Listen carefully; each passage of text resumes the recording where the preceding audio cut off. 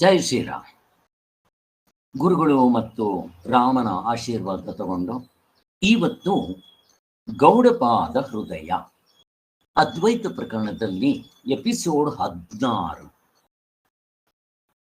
ಮಂತ್ರ 25ನೇ ಮಂತ್ರ ನೋಡ್ತಾ ಇದ್ದೀವಿ. ಇವತ್ತು ನೋಡಬೇಕಾಗಿದೆ. ಹಿಂದೆ ಆಗಿದ್ದೇನು, ನಾವು ಅದನ್ನು ಸ್ವಲ್ಪ ನೋಡ್ಕೊಂಡು ಹೋಗ್ಬೇಕು. ಸಾರಾಂಶ ಹೇಳ್ತೇನೆ. ಹಿಂದೆ 23ನೇ ಮಂತ್ರದಿಂದ ಅಜಾತಿವಾದವೇ ಶ್ರುತಿ ಸಮ್ಮತ, ಜಾತಿ ಬ್ರಹ್ಮವಾದ ಅಲ್ಲ. ಇಲ್ಲಿ ಅಜಾತಿ ಅಂತಂದ್ರೆ ಆತ್ಮನು ಯಾವುದರಿಂದಲೂ ಹುಟ್ಟಲ್ಲ, ಆತ್ಮನಿಂದಲೂ ಯಾವುದು ಹುಟ್ಟೋದಿಲ್ಲ. ಇರದೆ ಒಂದು, ಯಾವ್ದು ಹುಟ್ಟಬೇಕು ಯಾವ್ದು ಸಾಯ್ಬೇಕು ಕ್ವಶನ್ನೇ ಇಲ್ಲ. ಬಟ್ ನಮಗೆ ಏನು ಕಷ್ಟ ಆಗುತ್ತೆ ಅಂದ್ರೆ ನಾವು ಅದ್ವೈತದಲ್ಲಿರೋಲ್ಲ, ಇದು ನಮಗ್ ದ್ವೈತ. ಇಲ್ಲಿ ದ್ವೈತ ಅದ್ವೈತ ಎರಡಿಲ್ಲ, ಇರೋದೇ ಒಂದು, ಅದೇ ಪಾರಮಾರ್ಥಿಕ ಸತ್ಯ. ಯಾವುದನ್ನ ನಾವು ದ್ವೈತ ಅಂತ ಕರಿತೀವೋ ಆ ಪರಮಾತ್ಮನೇ ದ್ವೈತವಾಗಿ ತೋರ್ತಾ ಇದ್ದಾನೆ, ಅಷ್ಟೇ ತೋರ್ತಾ ಇದ್ದಾನೆ. ಈ ತೋರೋದು ಹುಸಿ ತೋರಿಕೆ ನಿಜವಾಗ್ಲೂ ಇಲ್ಲ, ತೋರಿ ಹಾರೋದು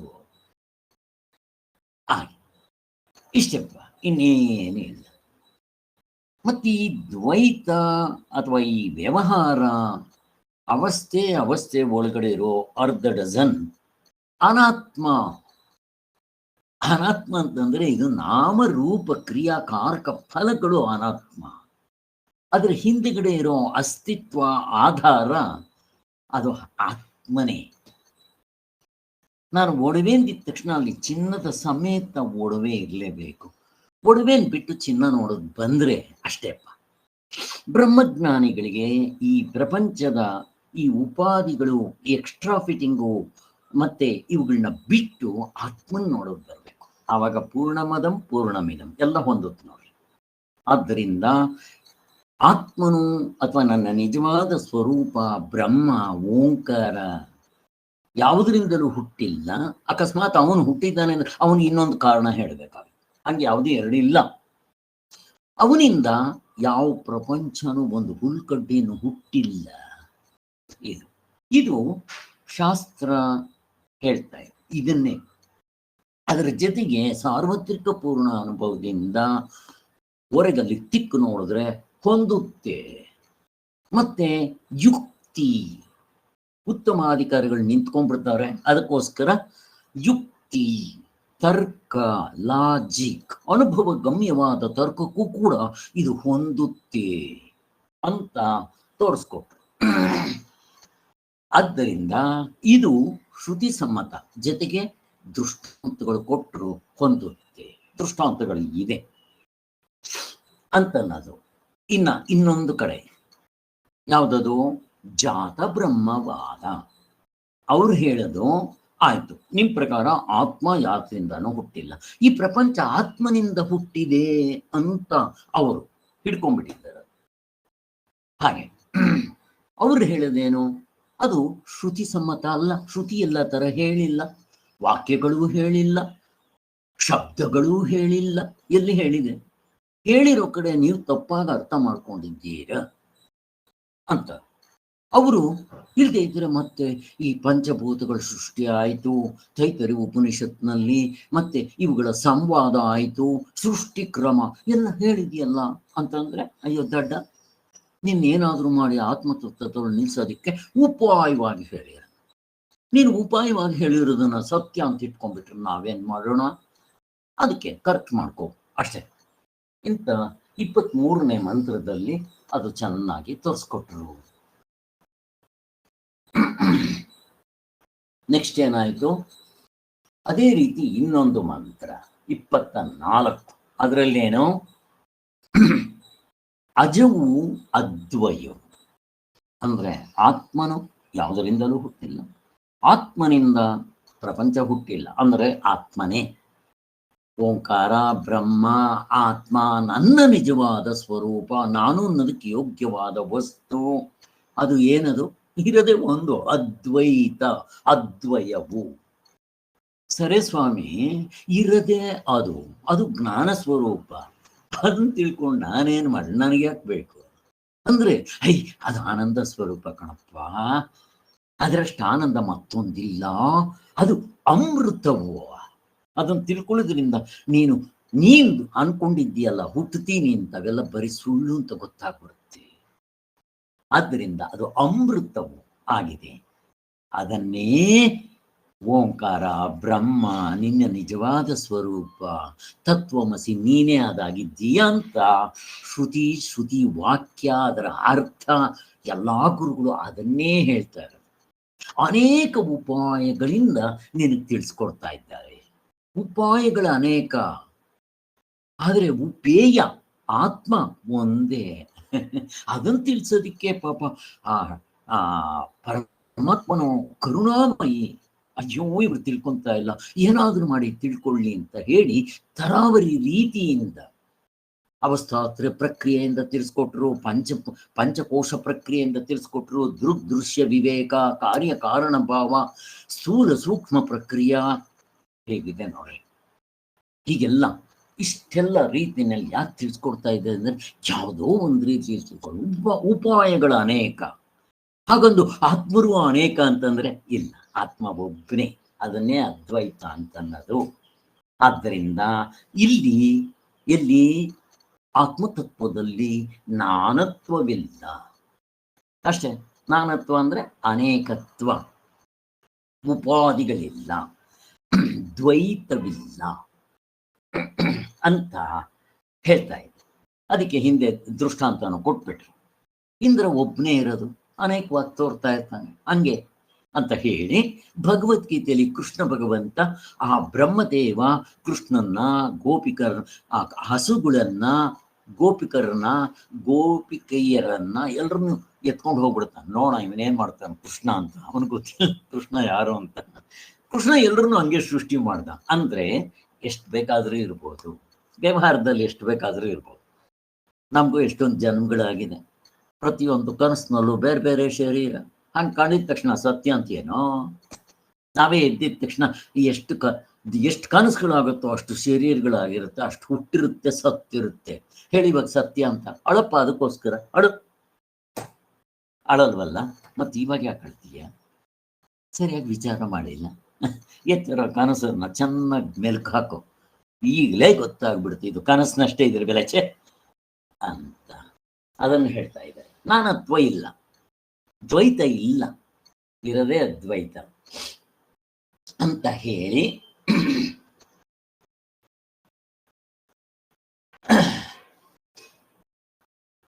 ಇವನು ಹುಟ್ಟಿಲ್ಲ ನಿಜವಾಗ್ಲು. ಯಾರು? ಆತ್ಮನೋ, ಅವನಿಂದಲೂ ಯಾವುದು ಹುಟ್ಟಿಲ್ಲ. ಇದೇ ಶ್ರುತಿಯ ಅರ್ಥ ಅಂತ ಕೂಡ ಹೇಳಿದೆ. ಶ್ರುತಿಗೆ ಹಾಗಾದರೆ ಈ ಪ್ರಪಂಚ ತೋರ್ತಾ ಇದೆಯಲ್ಲ ಅಂತಂದಿದ ತಕ್ಷಣ ಮಾಯಾ ಸೃಷ್ಟಿ, ಮೆಜಿಷಿಯನ್ನು ಇದನ್ನ ಸೃಷ್ಟಿ ಮಾಡ್ದಂಗೆ, ಅವನು ಮಾಯಾವಿ, ಇದು ಮಾಯಾ ಅಷ್ಟೇ. ಅವನು ವಿಷಯಿ, ಇದು ವಿಷಯ ಅಷ್ಟೇ, ಎರಡಿಲ್ಲ. ಮತ್ತೆ ವಿಷಯ ಅವನೇ ಹೀಗೆ ತೋರ್ಕೊಂತ ಇದ್ದಾನೆ ಅಷ್ಟೇ. ಇನ್ನೂ ನೀವು ಹಠ ಮಾಡಿದ್ರೆ ಹೆಂಗೆ ನಾನು ನಂಬಲ್ಲ ಅಂದ್ರೆ, ಕನಸಿನಲ್ಲಿ ನೋಡ್ರಿ, ಅವನೊಬ್ಬನೇ ಇರೋದು ಕನಸಿನಲ್ಲಿ ಅಲ್ಲಿ ಆದಿ ಅವಸ್ಥೆ ಒಳಗಡೆ ಆದಿ ದೈವಿಕ ಆಕಾಶ ಇದೆ, ಸೂರ್ಯಚಂದ್ರ ನಕ್ಷತ್ರಗಳಿದೆ, ಆದಿ ಭೌತಿಕವಾಗಿ ಹೆಂಡತಿ ಮಕ್ಕಳು ಮನೆ ಮಠ ಇಲ್ಲಿ ಹೆಂಗಿದೆಯೋ ಹಂಗೆ ಇದೆ. ಅಲ್ಲೂ ಆಧ್ಯಾತ್ಮಿಕವಾಗಿ ಅವನು ಭಿಕ್ಷುಕನಾಗಿದ್ದಾನೆ. ಕಾಲ ದೇಶ ಕಾರ್ಯಕಾರಣ ಭಾವ ಇದೆ, ವ್ಯವಹಾರ ಮಾಡ್ತಾ ಇದ್ದಾನೆ. ಇಷ್ಟೆಲ್ಲ ವ್ಯವಹಾರ ಮಾಡ್ತಾ ಇದ್ರು ಸತ್ಯವಾಗಿದ್ದಂತೆ ಇರುತ್ತೆ ಅಂತಕಂತೆ.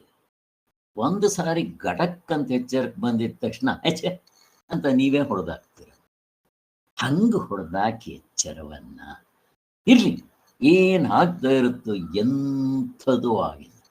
ಹಿಂಗ್ ನೋಡೋದ್ ಬಂದ್ರೆ ಅಳ್ತೀರ ಎಚ್ಚರದಲ್ಲಿ ಏನಾದ್ರು ಆದ್ರೆ ಅದನ್ನ ಹೇಳ್ತಾ ಇದ್ದಾರೆ. ಶ್ರುತಿಗೆ ಮಾಯಾ ಸೃಷ್ಟಿಯ ಅಭಿಪ್ರಾಯ, ಮಾಯೆಯಿಂದ ಸೃಷ್ಟಿ ಆದಂತೆ ಇದೆ, ಗಂಧರ್ವ ನಗರದಂತೆ.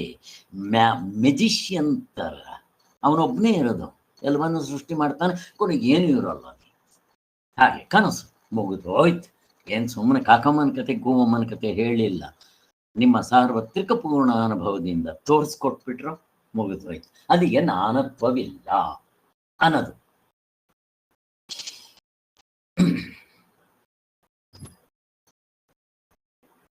ಈಗ ನೋಡ್ರಪ್ಪ, 16ನೇ ಎಪಿಸೋಡ್ 25ನೇ ಮಂತ್ರಕ್ಕೆ ಬಂದಿದ್ದೀವಿ. ಇಲ್ಲಿಂದ ನಾವು ಮಾಡಬೇಕಾಗಿದೆ, ಹುಷಾರಾಗಿ ಕೇಳ್ರಿ. ಏನೇ ಸುಲಭವಾಗಿ ಅರ್ಥ ಆಗುತ್ತೆ ಏನಂತ ಯೋಚನೆ ಮಾಡಬೇಕಾಗಿಲ್ಲ. ಸಂಭೂತೇರಪವಾದಾಚ್ಚ ಸಂಭವ ಪ್ರತಿಷಿಧ್ಯತೆ ಕೋನ್ವೇನಂ ಜನಯೇದಿತಿ ಕಾರಣಂ ಪ್ರತಿಷಿಧ್ಯತೆ. ಇಲ್ಲಿ ಸಂಭೂತಿ ಉಪಾಸನೆಯನ್ನ ಶ್ರುತಿಯು ನಿಂದಿಸುತ್ತಿದೆ. ಅಂದ್ರೆ ಹುಟ್ಟುವಿಕೆಯನ್ನ ಅಲ್ಲಗಳೆಯುತ್ತಿದೆ ಅಂತಾರೆ. ಇಲ್ಲಿ ಸಂಭೂತಿ ಉಪಾಸನೆ ಅಂದ್ರೆ ಏನು? ಇಲ್ಲಿ ಸಂಭೂತಿ ಉಪಾಸನೆ ಅಲ್ಲೇ ಹೇಳ್ಬಿಟ್ಟಿದೆ. ಸಂಭೂತಿ ಅಂತಂದ್ರೆ ಉಪಾಸನೆ ಅಂತ ಅರ್ಥ ಅಷ್ಟೇ. ಉಪಾಸನೆಗಳಿಂದ ನಾವು ತತ್ವವನ್ನ ತಿಳ್ಕೊಂಡು ಮುಕ್ತರಾಗಕ್ಕೆ ಸಾಧ್ಯನಾ? ಅಂದ್ರೆ ಇಲ್ಲಿ ಈ ತರ ಈಗಲೇ ಮುಕ್ತರಾಗ್ತೀವ? ಇಲ್ಲ, ಅಲ್ಲಿ ಹೋಗ್ಬೇಕು. ಅದು ವಸ್ತು ಕರ್ತೃತಂತ್ರ ಸಾಧನೆ. ಬೇರೆ ದೇಶದಲ್ಲಿ, ಬೇರೆ ಕಾಲದಲ್ಲಿ, ಬೇರೆ ಶರೀರದಲ್ಲಿ, ಅಲ್ಲಿ ಬೇರೆ ಆಗೋದು ಮೋಕ್ಷ. ಅದಕ್ಕೋಸ್ಕರ ಜ್ಞಾನಕ್ಕೆ ಹೋಲಿಸಿದ್ರೆ ಉಪಾಸನೆ ಕಡಿಮೆ. ಅದನ್ನು ಹೇಳ್ತಾ ಇದ್ದಾರೆ ಇಲ್ಲಿ. ಉಪಾಸನೆ ಶ್ರುತಿ ನಿಂದಿಸಿದೆ. ಕರ್ಮಯೋಗ ಕರ್ಮಕಾಂಡಕ್ಕೆ ಹೋಲಿಸಿದ್ರೆ ಗ್ರೇಟ್, ಬಟ್ ನಿಮ್ಮ ಜ್ಞಾನಕಾಂಡಕ್ಕೆ ಹೋಲಿಸಿದ್ರೆ ಇದು ಕೆಳಗಿನ ಮಟ್ಟದ್ದೇ ತಾನೆ. ಅಷ್ಟಂತೂ ಅದನ್ನು ಹೇಳ್ತಾ ಇದ್ದಾರೆ ಅಷ್ಟೇ. ಇನ್ನ ಹುಟ್ಟುವಿಕೆಯನ್ನು ಅಲ್ಲಗಳದಂತಾಯಿತು. ಇಲ್ಲಿ ಹುಟ್ಟುವಿಕೆಯನ್ನ ಅಂದ್ರೆ ಯಾವುದನ್ನ? ಈಗ ಹಗ್ಗ ಅಂತ ಗೊತ್ತಾದ ಮೇಲೆ ಹಾವು ಹುಟ್ಟಿದೆಯಾ ಸ್ವಾಮಿ? ಎಂದೂ ಇಲ್ಲ. ಅದು ಹುಟ್ಟಿ ಅದಕ್ಕೆ ನಾಮಕರಣ ಮಾಡಿ ಏನಾದರೂ ಮಾಡ್ಬೇಕೇನೋ? ಏನೂ ಇಲ್ಲ, ಅಷ್ಟೇ, ಮುಗ್ದೋಯ್ತು. ಆದ್ದರಿಂದ ಅದನ್ನ ಅಲ್ಲಗಳ್ದಿದೆ. ಈಗ ನಾನು ಹುಟ್ಟಿದ್ದೀನಿ ಅಂತೀವಲ್ಲ, ದೃಷ್ಟಾಂತ ಬಿಟ್ಬಿಡ್ರಿ. ಇಲ್ಲಿ ನಾನು ಹುಟ್ಟಿದ್ದೀನಿ, ಡೇಟ್ ಆಫ್ ಬರ್ತ್ ಹೇಳ್ತೀವಿ, ಎಲ್ಲೂ ಹುಟ್ಟಿದ್ವಿ ಹೇಳ್ತೀವಿ, ಯಾವ ಟೈಮು ಯಾವ ಗಳಿಗೆ ಎಲ್ಲ ಹೇಳ್ತೀವಿ ಅಲ್ಲಿ. ಬಟ್ ನಿಜವಾಗ್ಲೂ ಹುಟ್ಟಿದ್ದೀವ? ಇಲ್ಲ, ಅದನ್ನು ಹೇಳ್ತಾ ಇರೋದು. ಬಟ್ ಯಾವಾಗ ಹುಟ್ಟಿಲ್ಲ ಅಂತ ಗೊತ್ತಾಗುತ್ತೆ? ಪ್ರಶ್ನೆ ಕೇಳ್ತಾ ಇದ್ದೀನಿ. ಈಗ ಇವನು ಕೇಳ್ರಿ, ಡೇಟ್ ಆಫ್ ಬರ್ತ್ ಕೇಳ್ರಿ, ಎಲ್ಲ ಹೇಳ್ತೀವಿ, ಟೈಮು, ಡೇಟು, ಎಲ್ಲಿ, ಯಾವಾಗ, ಯಾರಿಗೆ, ಕಾರ್ಯಕಾರಣ ಎಲ್ಲ ಹೇಳ್ತೀವಿ. ಇದು ಸುಳ್ಳು ಅಂತ ಯಾವಾಗ ಗೊತ್ತಾಗುತ್ತೆ? ಪ್ರಶ್ನೆ. ಯಾರಾದ್ರು? ನಿದ್ದೆ ಸರ್. ನಿದ್ದೆಲಿ ಕರೆಕ್ಟು. ನಿದ್ದೆಲಿ ಏನು ಗೊತ್ತಾಗಲ್ಲ, ಏನು ಅಂತಾನೂ ಗೊತ್ತಾಗಲ್ಲ. ಕರೆಕ್ಟ್. ಇಲ್ಲಿ ನಾನು ಎಚ್ಚರದಲ್ಲಿ ಕೇಳ್ತಾ ಇದ್ದೆ, ಯಾವಾಗ? ಜ್ಞಾನ ಆದಾಗ ಸರ್, ಬ್ರಹ್ಮಜ್ಞಾನ ಆದಾಗ ಸರ್, ನಾನು ಆತ್ಮನ ಸ್ವರೂಪ ಅಂತ ಗೊತ್ತಾದಾಗ ಅಷ್ಟೇ. ನಿಮ್ಗೆ ಹಾವು ಹುಟ್ಟಿಲ್ಲ, ಅಂದು ಹುಟ್ಟಿಲ್ಲ, ಇಂದು ಹುಟ್ಟಿಲ್ಲ, ಮುಂದೆ ಹುಟ್ಟಿಲ್ಲ ಅಂತ ಯಾವಾಗ ಗೊತ್ತಾಗುತ್ತೆ? ಹಗ್ಗ ಕಂಡಾಗ. ಹಾಗೆ ಆತ್ಮನ್ನ ತಿಳ್ಕೊಂಡಾಗ ಇದು ಹುಟ್ಟಿಲ್ಲ, ನನಗೆ ಮಾತ್ರ ಅಲ್ಲ, ಯಾರಿಗೂ ಹುಟ್ಟಿಲ್ಲ ಅಂತ ಗೊತ್ತಾಗುತ್ತೆ. ದೃಷ್ಟಾಂತ ಹೇಳ್ತಾ ಇಲ್ಲ, ಅವಸ್ಥೆ ಒಳಗಡೆ ಇರೋ ಅರ್ಧ ಡಜನ್ ಅಂದು ಹುಟ್ಟಿಲ್ಲ, ಇಂದು ಹುಟ್ಟಿಲ್ಲ, ಮುಂದೆ ಹುಟ್ಟೋದಿಲ್ಲ, ನನಗ್ ಮಾತ್ರ ಅಲ್ಲ, ಯಾರಿಗೂ ಹುಟ್ಟಿಲ್ಲ. ಸರಿಯಾಗಿ ನೋಡಕ್ ಬಂದ್ರೆ ಅದನ್ನ ಹೇಳ್ತಾ ಇದೆ. ಇದು ಹುಟ್ಟುವಿಕೆಯನ್ನ ಅಲ್ಲಗಳದಂತಾಯಿತು ಅಂತ ಮಂತ್ರದಲ್ಲೇ ನಮ್ಗೆ ಅರ್ಥ ಆಗ್ಬಿಡುತ್ತೆ ನೋಡ್ರಿ. ಅದು ಈಗ ಇವನನ್ನ ಯಾರು ಮತ್ತೆ ಉಂಟು ಮಾಡ್ತಾರೆ ಅಂತ ಪ್ರಶ್ನೆ. ಎಷ್ಟು ಸುಲಭವಾಗಿದೆ. ನಿಮ್ಗೆ ಹಗ್ಗ ಅಂತ ಗೊತ್ತಾದ ಮೇಲೆ ಆ ಹಾವನ ಯಾವನಪ್ಪ ಸೃಷ್ಟಿ ಮಾಡ್ತಾನೆ? ಮಾಡುವಂತ ಇದೆಯಾ? ಅಯ್ಯೋ ಸ್ವಾಮಿ, ಅಲ್ಲಿ ಹಾವು ಅಂದಿಲ್ಲ ಇಂದಿಲ್ಲ ಮುಂದಿಲ್ಲ ಅಂತಂದ್ರೆ ಅದನ್ನ ಸೃಷ್ಟಿ ಮಾಡೋವನು ಯಾವನಂತೂ ಇಲ್ಲ, ಅಲ್ಲಿ ಎರಡು ಇಲ್ಲ, ಇರದೇ ಹಗ್ಗ. ತಪ್ಪಾಗಿ ನಾನು ಹಾವು ಅಂತ ತಿಳ್ಕೊಂಡಿದ್ದೆ, ಇಷ್ಟೇನಪ್ಪ. ಇರೋದು ಪರಮಾತ್ಮ ಸ್ವರೂಪ, ನೀನ್ ತಪ್ಪಾಗಿ ಇದನ್ನ ನಾನು ಅನ್ಕೊಂಡಿದ್ದೀಯ. ನೀನ್ ತಪ್ಪಾಗಿ ತಿಳ್ಕೊಂಡ್ರೆ ಯಾರೇನ್ ಮಾಡಕ್ಕಾಗುತ್ತೆ? ಈಗ ನಾನು ಅಂತೀಯಲ್ವಾ, ಇನ್ನೊಂದು ಚಿಟಿಕೆ ಹೊಡೆಯೋಷ್ಟೊತ್ತಿಗೆ ಪ್ಲೇಟ್ ರಿವರ್ಸ್ ಹೇಳ್ಬಿಡ್ತೀಯಲ್ಲ ನೀನು. ಏನ್ ಹೇಳಿದ್ರು ಕಾರ್ ನಂದು, ಮನೆ ನಂದು, ಹೆಂಡತಿ ನಂದು, ಮಕ್ಕಳು ನಂದು, ಶರೀರ ನಂದು, ಪ್ರಾಣಗಳು ನಂದು, ಕರ್ಮೇಂದ್ರಿಯ ನಂದು, ಇಂದ್ರಿಯಗಳು ನಂದು, ಅಂತಃಕರಣ ನಂದು ಅಂತೀಯಲ್ಲ. ನೋಡ್ರಿ, ಈಗ ಬಂದಿದ್ಯಾರು? ನಾನೇ. ನೋಡ್ತಾ ಇರೋದು, ಕೇಳ್ತಾ ಇರೋದು, ಮುಸ್ತಾ ಇರೋದು ಯಾರು? ನಾನೇ. ಸಂಕಲ್ಪ ವಿಕಲ್ಪ ಮಾಡಿದ್ಯಾರು? ನಾನೇ. ಮತ್ತೆ ಡಿಸೈಡ್ ಮಾಡಿದ್ಯಾರು? ನಾನೇ. ನೆನ್ಸ್ಕೊಂಡಿದ್ಯಾರು? ನಾನೇ. ಅಹಂಕಾರ ಪಟ್ಟಿದ್ಯಾರು? ನಾನೇ. ಏನಪ್ಪ ಹಿಂಗ ಅನ್ನೋಷ್ಟೊತ್ತಿಗೆಲ್ಲ ಪೇಟೆ ಚೇಂಜ್ ಮಾಡ್ಬಿಟ್ಟಿಯಲ್ಲ. ಅಂದ್ರೆ ಇಲ್ಲಿ ನಾನು ನನ್ನದು ಕಲಬೇರಿಕೆ ಆಗಿದೆ, ಬಿಡಿಸ್ಕೋ. ಆತ್ಮ ಅನಾತ್ಮಗಳ ಕಲಬೇರಿಕೆ, ವ್ಯವಹಾರ ಪರಮಾರ್ಥ ಕಲಬೇರಿಕೆ, ದುಃಖ, ಆನಂದ ಮತ್ತೆ ದುಃಖ ಎರಡು ಕಲಬೇರಿಕೆ. ದುಃಖ ಅಂದಿದ ತಕ್ಷಣ ಸುಖ ದುಃಖ ಎರಡು ಇರುತ್ತೆ ಅಲ್ಲಿ. ಹಾಗೆ ನೋಡ್ರಿ ಎಷ್ಟು ಚೆನ್ನಾಗಿದೆ. ಏನ್ ಬಿಡಿಸ್ಕೊಳ್ರಿ ಅಂತ ಬಿಡಿಸ್ಕೊಂಡ್ರಿ, ನಿಜವಾದ ನಿಮ್ ಸ್ವರೂಪ ಹಗ್ಗ ಅಂತ ಗೊತ್ತಾಯ್ತು. ಅವನ ಹುಟ್ಸೋನ್ ಯಾವನು? ಫಸ್ಟ್ ಆಫ್ ಆಲ್ ಹುಟ್ಟಿಲ್ಲ, ಅದನ್ನು ಹುಟ್ಸೋನ್ ಯಾರು? ಅದನ್ನು ಹೇಳ್ತಾ ಇದ್ದಾರೆ. ಆದ್ದರಿಂದ ಕಾರಣವನ್ನೂ ಕೂಡ ಅಲ್ಲಗಳದಂತಾಯ್ತು. ಇನ್ ಕಾರಣ ಇದ್ರೆ ತಾನೆ ನೀವು ಕಾರಣ ಹೇಳಿದ್ರೆ ಏನ್ ಹೇಳ್ಬೇಕು? ಹಗ್ಗ. ಹಗ್ಗ ಹುಟ್ಟಿಸುತ್ತ ಅವನ ಆತ್ಮ ಅಂತ ಹೇಳ್ಬೇಕು. ಕಾರಣ ಆತ್ಮ ಹುಟ್ಟಿಸ್ತಾನ? ಆತ್ಮ ಯಾವುದರಿಂದಲೂ ಹುಟ್ಟಿಲ್ಲ, ಆತ್ಮನಿಂದ ಯಾವುದು ಹುಟ್ಟೋದಿಲ್ಲ. ನೀನ್ ತಪ್ಪಾಗಿ ತಿಳ್ಕೊಂಡಿದ್ದೀಯ ಸ್ವಾಮಿ. ಇಷ್ಟೇ, ಮುಗಿದೋಯ್ತು ವೇದಾಂತ. ಇನ್ನೇನಿದೆ ಸ್ವಾಮಿ ವೇದಾಂತದಲ್ಲಿ? ಹೇಳ್ರಿ. ಇದಾದ್ರೂ ಸ್ವಲ್ಪ ಕಷ್ಟ ಆಗ್ಬೋದು. ಇನ್ನೊಂದು ದೃಷ್ಟಾಂತ ಹೇಳ್ತೀನಿ ನೋಡ್ರಿ, ಪ್ರಶ್ನೆನೇ ಬರೋದಿಲ್ಲ. ಈಗ ಮೇಕೆನ ಯಾರ ಸ್ವಾಮಿ ಹುಟ್ಟಿಸಿದ್ರು? ನಾವು ಪ್ರಶ್ನೆ ಕೇಳ್ತೀವಿ. ಮೇಕೆ, ಹುಲಿ, ಇಲ್ಲಿ ಹೇಳ್ರಿ. ಹಾವು ಹಗ್ಗ ಬಿಟ್ಬಿಡ್ರಿ, ಈ ಆತ್ಮ, ಈ ಪ್ರಪಂಚ ಇವೆಲ್ಲ ಬಿಟ್ಬಿಡ್ರಿ. ಮೇಕೆನ ಹುಟ್ಟಿಸ್ತವ್ರು ಯಾರು? ಹೇಳ್ರಿ ನೋಡ್ ಸ್ವಾಮಿ. ಮೇಕೆ ಯಾವಾಗ ಆಯ್ತದ? ಮತ್ತೇನ್ ಮತ್ತದು? ಹುಲಿ ಎರಡಿದೆಯೇನೋ ಅಲ್ಲಿ? ಇಲ್ಲ ಆದ್ರೂ ಹಾವು ಹಗ್ಗ ಬೇರೆ ಕಡೆ ಹಾವಿದೆ, ಹುತ್ತದಲ್ಲೋ ಕಾಡ್ನಲ್ಲೋ. ಇಲ್ಲಿ ಬೇಕಾದ್ರೆ ಸರ್. ಅಥವಾ ವ್ಯವಹಾರದಲ್ಲಿ ಚಿನ್ನ ಬೇರೆ, ಒಡವೆ ಬೇರೆ, ಬಟ್ ಆ ಬಿಟ್ಟರು ಎರಡು ಇರೋದಿಲ್ಲ. ಅಲ್ಲೂ ನೋಡ್ರಿ ಎರಡು ಒಂದೇ. ಬಟ್ ಎಕ್ಸಾಂಪಲ್ಸ್ ಮೇಲಕ್ಕೆ ಹಾಕ್ರಿ. ಈಗ ನಾನು ಹೇಳೋ ಹುಲಿ ಮೇಕೆ ಎರಡೆಲ್ಲಿದೆ? ಈಗ ನಾನು ಪ್ರಶ್ನೆ ಕೇಳ್ತೇನೆ, ಸ್ವಾಮಿ ಹುಲಿ ಈ ಮೇಕೆ ಯಾವಾಗ ಹುಟ್ಟು, ಎಲ್ಲಿ ಹುಟ್ಟು? ಜಾತಕ ಬರೀರಿ, ಬರೀರಿ, ಹೇಳ್ರಿ ನೋಡ. ಎರಡು ಎಲ್ಲಿದೆ ಸ್ವಾಮಿ? ಮತ್ತೇನು ಇಲ್ಲಿ ಪ್ರಾಬ್ಲಮ್ ಏನು? ಪ್ರಶ್ನೆ ಕೇಳ್ತಾ ಇದ್ದೆ. ಇಲ್ಲಿ ಪ್ರಾಬ್ಲಮ್ ಏನು? ಮೇಕೆ ಹುಲಿ ಹುಟ್ಟಿಲ್ಲ ಅಂತಂದ್ರೆ ಪ್ರಾಬ್ಲಮ್ ಏನಿಲ್ಲಿ? ಪ್ರಶ್ನೆ ಯಾರದು? ಅಪಾರ್ಥ ಸರ್, ಅಪಾರ್ಥ. Very good. ಅಪಹರ್ತ, ರಾಂಗ್ ನಾಲೆಡ್ಜ್, ಅವಿದ್ಯೆ. ಅಷ್ಟು ಮುಗಿದು ಹೋಯ್ತು, ಇನ್ನೇನಿಲ್ಲ ಇಲ್ಲಿ. ನೀನು ಅವಿದ್ಯೆ ಕಳ್ಕೊಂಡ್ರೆ ಆಯ್ತು. ಅವಿದ್ಯೆ ಯಾವ್ದ್ರಿಂದ ಹೋಗುತ್ತೆ? ಆನ್ಸರ್, ಅವಿದ್ಯೆ ಯಾವ್ದ್ರಿಂದ ಹೋಗುತ್ತೆ? ಕರೆಕ್ಟ್ ನಾಲೆಡ್ಜ್ ಇಂದ, Right knowledge. ಸರಿಯಾದ ಅಷ್ಟೇ. ವಿದ್ಯೆ, ಅವಿದ್ಯೆ ವಿದ್ಯೆ, ರಾಂಗ್ ನಾಲೆಡ್ಜ್ ರೈಟ್ ನಾಲೆಡ್ಜ್ ಇಂದ ಹೋಗುತ್ತೆ. ಮುಗಿದೋಯ್ತು. ಎರಡೆಲ್ಲಿದೆ ಸ್ವಾಮಿ? ಈಗ ಹೇಳ್ರಿ ಸ್ವಾಮಿ, ಆ ಮೇಕೆ ಹುಟ್ಟಿತ್ತಲ್ಲ, ಈಗ ಅದನ್ನ ಕೊಂದಾಕ್ಬೇಕೇನೋ? ದಡ್ಡ, ಹುಟ್ಟಿದ್ರೆ ಅಲ್ವಾ? ಈಗ ಅದಕ್ಕೆ ಕಾರಣ ಹೇಳಿ ಸ್ವಾಮಿ, ಕಾರಣ ಹೇಳಿ.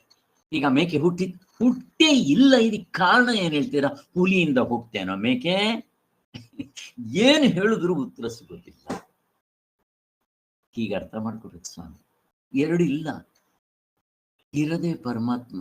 ತಪ್ಪಾಗಿ ನಾನು ಈ ಪ್ರಪಂಚ ಅಂತ ನೋಡ್ತಾ ಇದ್ದೀನಿ ಅಷ್ಟೇ. ಬ್ರಹ್ಮಜ್ಞಾನಿಗಳು ಇದನ್ನ ಆತ್ಮನ ರೂಪದಲ್ಲಿ ನೋಡ್ತಾರೆ. ಬಟ್ ಅವ್ರು ನೋಡುವಾಗ ಏನ್ ಮಾಡ್ತಾರೆ? ಮೈನಸ್ ಉಪಾಧಿ ಮೈನಸ್ ಎಕ್ಸ್ಟ್ರಾ ಫಿಟ್, ಮುಗಿದೋಯ್ತು. ಪೂರ್ಣಮದಂ ಪೂರ್ಣಮಿದಂ. ಎಲ್ಲಿ ನೋಡಿದ್ರೂ ಶಾಸ್ತ್ರವೂ ಹೊಂದುತ್ತೆ, ನಿಮ್ಮ ಅನುಭವದಲ್ಲೂ ಹೊಂದುತ್ತೆ. ಇವಾಗ ನೀವು ಇಷ್ಟೆಲ್ಲ ಹೇಳ್ತೀರಲ್ಲ, ಗಾರ್ಡನಿಗೆ ಇದ್ರಿಗೆ ಹೋದ್ರೆ ಇವನಿಗೆ ಯಾಕ್ರಿ ಅಲ್ಲಿ ಎಂಟ್ರಿ ಇಲ್ಲ? ಹೇಳ್ರಿ ಹೇಳ್ರಿ. ಈಗಲೇ ಹಿಂಗ್ ಚಿಟಿಕೆ ಹೊಡೆದೋ ಅಷ್ಟೊತ್ತರಲ್ಲಿ ನೀವು ನಿದ್ದೆಗೆ ಹೋದ್ರಿ, ಹಿಂಗೆ ಕಿತ್ಕೊಡ್ರಿ, ಇವನು ಯಾಕೆ ಬರಲಿಲ್ಲ? ಇದ್ರಲ್ವ ಬರೋದಕ್ಕೆ. ಇಲ್ಲಾದ್ರೂ ವ್ಯವಹಾರ ಇದೆ, ಎಲ್ಲ ಇದೆ. ನಾವು ಇಷ್ಟು ನೋಡ್ಕೊಂಡ್ಬಿಟ್ರೆ ಸಾಲ್ತೇನೋ? ಮುಕ್ತರಾಗುವವರೆಗೂ ಕಾಯ್ಕೋಬೇಕಾ? ನಿದ್ದೆ ಇನ್ಸ್ಟೆಂಟ್ ರಿಸಲ್ಟ್ಸ್. ಮುಕ್ತನಾದವನಿಗೆ ಹೆಂಗಿರ್ಬೇಕು ಹೇಳ್ರಿ? ನಮಗೆ ಇಷ್ಟು ಚೆನ್ನಾಗಿ ಅರ್ಥ ಆಗೋ ಹಾಗಿದ್ರೆ ಇನ್ನು ಮುಕ್ತನಾದವನಿಗೆ ಹೆಂಗಿರ್ಬೇಕು? ಇಷ್ಟೇ ಸ್ವಾಮಿ, ಮುಗಿದಾಯ್ತು. ಆದ್ದರಿಂದ ಕಾರಣವನ್ನು ಅಲ್ಗಳ್ದಿದೆ. ಈಗ ಹೇಳ್ರಿ, ಹುಲಿ ಮೇಕೆಗೆ ಕಾರಣ ಹುಟ್ಟೋದಿಕ್ಕೆ ಹೇಳ್ರಿ ನೋಡೋಣ. ಫಸ್ಟ್ ಆಫ್ ಆಲ್ ಅಲ್ಲಿ ಕಾರಣವೇ ಇಲ್ಲ. ಎರಡು ಎಲ್ಲಿದೆ? ಹಂಗ ನೋಡೋದು ಬರ್ಬೇಕು. ಬಟ್ ಅಲ್ಲಿ ಏನಾಗುತ್ತೆ ಅಂದ್ರೆ ಒಂದೇ ಇರೋದು, ಅದರಿಂದ ನಮ್ಗೆ ಅಷ್ಟು ಕನ್ಫ್ಯೂಷನ್ ಆಗಲ್ಲ. ಅದಕ್ಕೆ ನೀವು ದೃಷ್ಟಾಂತಗಳು ಇಲ್ಲಿಂದ ಅಲ್ಲಿಗೆ ಚೆನ್ನಾಗಿ ನಿಮ್ಮ ಮನಸ್ಸಿನಲ್ಲಿ ಮೆಲುಕು ಹಾಕ್ರಿ, ನಿಮ್ಗೆ ಆವಾಗ ಇದು ಸ್ಪಷ್ಟವಾಗತ್ತ.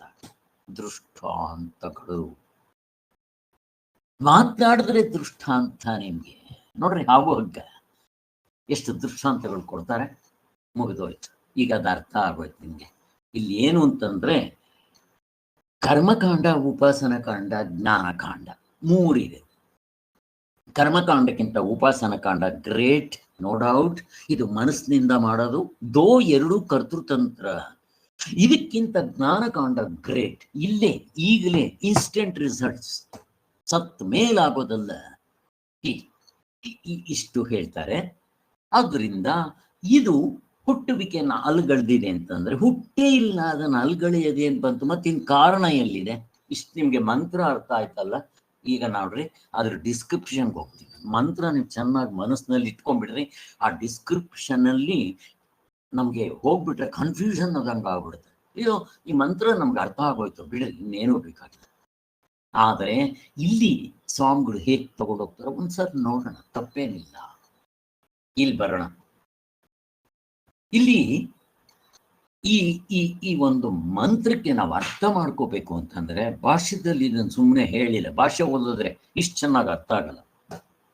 ಅದಕ್ಕೆ ಸ್ವಾಮಿಗಳು ಪುಸ್ತಕ ಇಟ್ಕೋಬೇಕು. ಅಲ್ಲಿ ಭಾಷ್ಯದಲ್ಲಿ ಟಕ್ ಅಂತ ಇಷ್ಟೇ ಮಾಡಿ ಬಿಟ್ಬಿಟ್ಟಿದ್ದಾರೆ. ಒಂದು ಪ್ಯಾರಾದಲ್ಲೋ ಅಥವಾ 2 ಪ್ಯಾರಾದಲ್ಲೋ ಅದನ್ನು ಮುಗಿಸ್ಬಿಟ್ಟಿದ್ದಾರೆ 25ನೇ ಮಂತ್ರ. ಇಲ್ಲಿ 15 ಪೇಜ್ ಬರೆದಿದ್ದಾರೆ ಸ್ವಾಮಿಗಳು. ಅದು ಏಕೆಂದ್ರೆ ನಮಗೆ ಕ್ಲಿಯರ್ ಕಟ್ ಆಗಬೇಕು. ಇದು ಅರ್ಥ ಆಗಬೇಕು ಅಂತಂದ್ರೆ ನಿಮಗೆ ಈಶಾ ಉಪನಿಷತ್ನಲ್ಲಿ ಅದ್ರದ್ದು ಸ್ವಲ್ಪ ಹೇಳ್ತಾರೆ. ಅದನ್ನ ನಾವು ಅರ್ಥ ಮಾಡ್ಕೊಂಡ್ರೆ ನಮ್ಗೆ ಇದು ಅರ್ಥ ಆಗತ್ತೆ ಅನ್ನೋದಕ್ಕೋಸ್ಕರ. ಈ ತರ ಸುಲಿದ ಬಾಳೆಹಣ್ಣಂಗೆ ಯಾರಪ್ಪ ಫೀಡ್ ಮಾಡ್ತಾರೆ ನಿಮ್ಗೆ? ಸ್ವಾಮಿ ಶಂಕರಾಚಾರ್ಯ ಬರೆದ್ರ ಪುಸ್ತಕ ಓದಿದ್ರು ನಮ್ಗೆ ಅರ್ಥ ಆಗೋದಿಲ್ಲ. ಯಾಕೆ? ಅವ್ರ ಕಾಲದಲ್ಲಿ ಇವೆಲ್ಲ ಅವ್ರಿಗೆ ಗೊತ್ತಿತ್ತು. ಅದಕ್ಕೆ ಡೈರೆಕ್ಟ್ ಆಗಿ ಬರೆದ್ಬಿಟ್ರೆ ಇವಾಗ ಸ್ವಾಮಿಗಳು ಅದನ್ನ 15 ಪೇಜ್ನಲ್ಲಿ ಬರಿಬೇಕಾ? ಇಲ್ಲಿ ಬರೀತಾರೆ. ಆದ್ದರಿಂದ ಸಂಭೂತಿ, ಸಂಭೂತಿ ಅಂದ್ರೆ ಏನು? ದೇವತೆಯ ಉಪಾಸನೆಯನ್ನ ಅಂತ, ಉಪಾಸನೆ ಅಷ್ಟೇ. ಈಗ ನಾವು ರಾಮ, ಕೃಷ್ಣ, ಗೋವಿಂದ, ನಾರಾಯಣ ಎಷ್ಟೊಂದು ಹೇಳಿದ್ವಿ. ಭಗವದ್ಗೀತೆಯಲ್ಲಿ ಸೇಮ್ 8ನೇ ಅಧ್ಯಾಯ ನಡೀತಾ ಇದೆ. ಉಪಾಸನೆ ವಿಚಾರ ಇಲ್ಲಿ ಅದನ್ನ ಹೇಳ್ತಾ ಇದ್ದಾರೆ. ಶ್ರುತಿಯಲ್ಲಿ ಸಂಭೂತಿ ಈ ದೇವತೆಯ ಉಪಾಸನೆಯನ್ನ ಶ್ರುತಿಯಲ್ಲಿ ನಿಂದಿಸಿದೆ. ಈಗ ನಿಂದಿಸಿದೆ ಅಂದ್ರೆ ಇದು ಕೀಳು ಅಂತಲ್ಲ. ಆ ಜ್ಞಾನಕಾಂಡಕ್ಕೆ ಹೋಲಿಸಿ ಇದು ಕಡಿಮೆ ಅಂತ ಹೇಳ್ತಾ ಇದ್ದಾರೆ. ಕರ್ಮಕಾಂಡಕ್ಕೆ ಹೋಲಿಸಿದ್ರೆ ಗ್ರೇಟ್, ಅದನ್ನೇ ಹೇಳಿ. ಇದರಿಂದ ಸಂಭವವನ್ನ, ಹುಟ್ಟುವಿಕೆಯನ್ನ ನಿಂದಿಸಿರುತ್ತದೆ ಅಂತ ಗೊತ್ತಾಗುತ್ತದೆ ಅಂತ ಹೇಳಿ. ಈಗ ನೋಡ್ರಿ, ಇಲ್ಲಿ ಅದರ ಬಗ್ಗೆ ಒಂದು ಆಕ್ಷೇಪ ಮಾಡ್ತಾನ. ಇದು ಈಶಾವಾಸ್ಯದ ಮಾಧ್ಯಂದಿನ ಪಾಠದ ಶ್ರುತಿ ವಾಕ್ಯದ ತಾತ್ಪರ್ಯ ಚರ್ಚೆ ಇದೆ. ಇಲ್ಲಿ ಸಂಭೂತಿಯನ್ನ ಉಪಾಸನೆ ಮಾಡೋವ್ರನ್ನ ಅಸಂಭೂತಿಯ ಉಪಾಸನೆಗಿಂತ ಹೆಚ್ಚಿನ ಅಂಧ ತಮಸ್ಸವನ್ನ ಸೇರುವರು ಅಂತ ನಿಂದಿಸಿರುತ್ತೆ. ಕರ್ಮಕಾಂಡ, ಉಪಾಸನ ಕಾಂಡ ಅಷ್ಟೇ. ಉಪಾಸನ ಕಾಂಡ ಯಾವತ್ತು ಗ್ರೇಟ್, ಇದು ಕಡಿಮೆ. ಆದರೆ ಈ ಶ್ರುತಿಯಲ್ಲಿ ನಿಂದೆಗೋಸ್ಕರ ಬಂದಿಲ್ಲ, ಅದೇ ಹೇಳಿದ್ದು. ಇಲ್ಲಿ ನಿಂದಿಸಿದ್ದು ಯಾಕೆ ಅಂತಂದ್ರೆ ಕರ್ಮಕಾಂಡಕ್ಕೆ ಹೋಲಿಸಿದ್ರೆ ಇದು ಕಡಿಮೆ ತಾನೆ. ಅಂದ್ರೆ ಜಾಸ್ತಿ ಯಾವುದು ಉಪಾಸನೆ ಹಾಗೆ. ಆದ್ರೆ ಜ್ಞಾನಕಾಂಡಕ್ಕೆ ಹೋಲಿಸಿದ್ರೆ ಉಪಾಸನೆ ಕಾಂಡ ಕಡಿಮೆ. ಇನ್ನು ಅದಕ್ಕಿಂತ ಕಡಿಮೆ ಕರ್ಮಕಾಂಡ ಇದೆ. ನಮ್ಗೆ ಗ್ರಡೇಷನ್ಸ್ ಗೊತ್ತಿದೆ ಹಾಗೆ. ಈ ರೀತಿ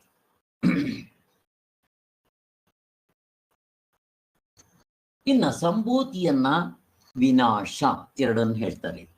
ಇಲ್ಲಿ ಉಪಾಸನೆಗಳಲ್ಲಿ ಎರಡು ತರ ಇರುತ್ತೆ. ಒಂದು ಕರ್ಮಾಂಗ ಉಪಾಸನೆ, ಇನ್ನೊಂದು ಕರ್ಮವು ಒಂದು ಕರ್ಮದಿಂದಲೇ ಉಪಾಸನೆ ಮಾಡೋದು, ಇನ್ನೊಂದು ಕರ್ಮಾಂಗ ಉಪಾಸನೆ, ಕರ್ಮ ಮತ್ತೆ ಉಪಾಸನೆ ಎರಡನ್ನೂ ಸೇರಿಸಿ ಮಾಡೋದು. ಹಾಗೆ ಈಗ ಸಂಭೂತಿ ಅಂತಂದ್ರೆ ಬರೀ ಉಪಾಸನೆ, ಕರ್ಮ ಅಂದ್ರೆ ವಿನಾಶ ಅಂತ ಹೇಳಿದ್ದಾರೆ ಅಲ್ಲಿ ಅದರ ಅರ್ಥ ಸ್ವಾಮಿಗಳು ಬರೀತಾರೆ. ಅದು ಇವ್ರ ಪುಸ್ತಕ ಓದದೇ ಇದ್ರೆ ಗೊತ್ತಾಗಲ್ಲ.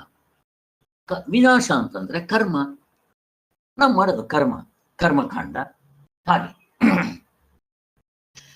ಈ ಎರಡನ್ನು ಯಾವನು ತಿಳಿದು ಅನುಷ್ಠಾನ ಮಾಡ್ತಾ ಇರ್ತಾನೋ ಅವನು ವಿನಾಶದಿಂದ ಮೃತ್ಯುವನ್ನು ದಾಟಿ ಸಂಭೂತಿಯಿಂದ ಅಮೃತವನ್ನು ಹೊಂದುತ್ತಾನೆ. ಅದಕ್ಕೆ ಫಸ್ಟ್ ಎತ್ಕೊಳ್ತಾನೆ ಕರ್ಮಕಾಂಡದಲ್ಲಿ ಹೇಳಿರೋದನ್ನ ಈ ಸ್ವೇಚ್ಛಾ ಪ್ರವೃತ್ತಿ ಬಿಟ್ಟು ಕಾಮ್ಯ ಕರ್ಮಕ್ಕೆ ಬರಬೇಕು. ನಮ್ಗೆಲ್ಲ ಗೊತ್ತಾಗಿದೆ ಇದು. ನಮ್ಗೆ ಸ್ವಲ್ಪ ಬ್ಯಾಕ್ ಗ್ರೌಂಡ್ ಗೊತ್ತಾಗ್ಬಿಟ್ರೆ ಅರ್ಥ ಮಾಡ್ಕೊಳ್ಳೋದು ಸುಲಭ. ಅದಕ್ಕೋಸ್ಕರ ಅವನು ಸ್ವೇಚ್ಛಾ ಪ್ರವೃತ್ತಿ ಬಿಟ್ಟು ಏನಾದರೂ ಮಾಡಿ ಅವನು ಕಾಮ್ಯ ಕರ್ಮಕ್ಕೆ ಬರಲಿ ಅಂತ ಹೇಳಿ ಒಂದು ಪ್ರಾಪರ್ ಚಾನಲ್ ತೋರಿಸ್ಬಿಟ್ರು. ಕರ್ಮಕಾಂಡ ಕಾಮ್ಯ ಕರ್ಮ, ಪುತ್ರ ಕಾಮೇಷ್ಟಿ ಯಜ್ಞ, ಮತ್ತೆ ಇವನಿಗೆ ಕಾಮ 3 ಇರುತ್ತೆ ಅಂತ ಶಾಸ್ತ್ರದಲ್ಲಿ ಹೇಳ್ತಾರೆ. ರಾಮಕೃಷ್ಣ ಪರಮಹಂಸರು ಹೇಳಿದ್ರು ಹೆಣ್ಣು ಹೊನ್ನು ಮಣ್ಣು. ಅವುಗಳಿಗೋಸ್ಕರ ನೀನು ಪ್ರಾಪರ್ ಚಾನಲ್ನಲ್ಲಿ ಹೋಗು. ಹೆಣ್ಣು ಬೇಕಾ ಮಾಡು, ಹೊನ್ನು ಚಿನ್ನ ಬೇಕು ಮಾಡು. ಹಾಗೆ ಈ ತರ ಅದರಲ್ಲಿ ನಮ್ಮ ಶಾಸ್ತ್ರದಲ್ಲಿ ಏನ್ ಹೇಳ್ತಾರೆ? ಪುತ್ರೈಷಣೆ, ವಿತ್ತೈಷಣೆ, ಲೋಕೈಷಣೆ. ಪುತ್ರ ಇರೋದ್ರಿಂದ ಏನಾಗುತ್ತೆ? ಪಿತೃಲೋಕ.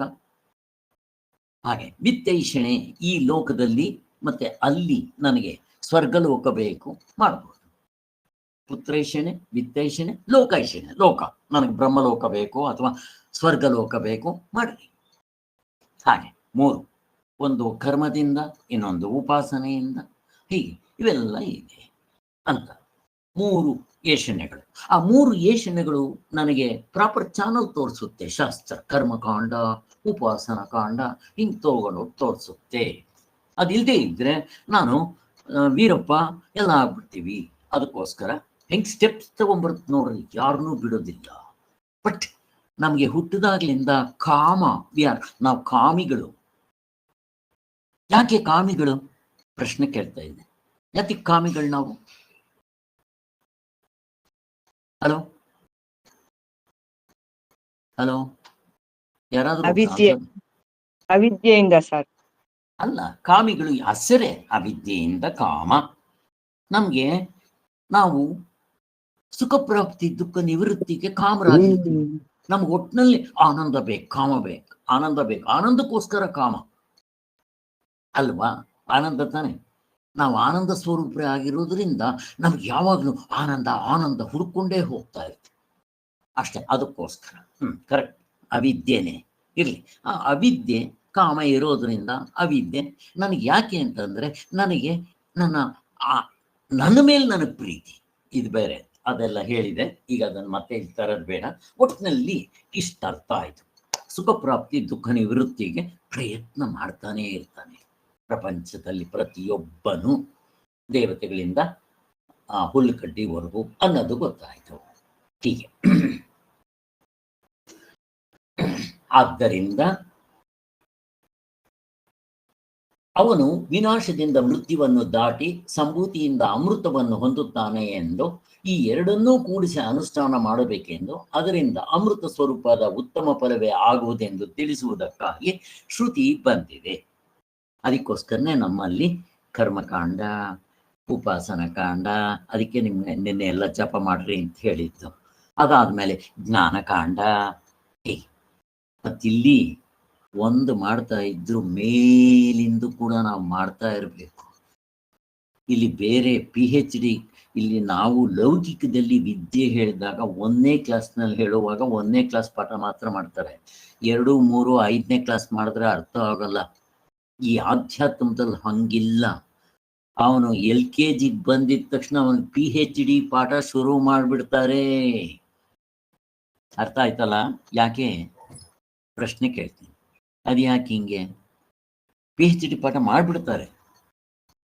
ಅವನು ವೀರಪ್ಪ ಬರಲಿ, PhD ಪಾಠ ಮಾಡಿಬಿಡ್ತಾರೆ. ಯಾಕೆ? ಎಲ್ಲರ ಸ್ವರೂಪ ಅಲ್ವಾ ಸರ್, ಆನಂದ Correct. ಸ್ವರೂಪ. ಎಲ್ಲರೂ ಆತ್ಮಸ್ವರೂಪರಾಗಿರೋದ್ರಿಂದ ತಪ್ಪಾಗಿ ತಿಳ್ಕೊಂಡಿದ್ದಾರೆ. ಅದಕ್ಕೋಸ್ಕರ ಪಾಠ ಶುರು ಮಾಡಿಬಿಡ್ತಾರೆ. ಅದಕ್ಕೆ ಉಪನಿಷತ್ತುಗಳು, ಭಗವದ್ಗೀತೆ, ಸೂತ್ರ ಭಾಷೆ, PhD ಪಾಠ ಅಲ್ಲಿ ಸ್ಟಾರ್ಟ್ ಮಾಡ್ಬಿಡ್ತಾರೆ.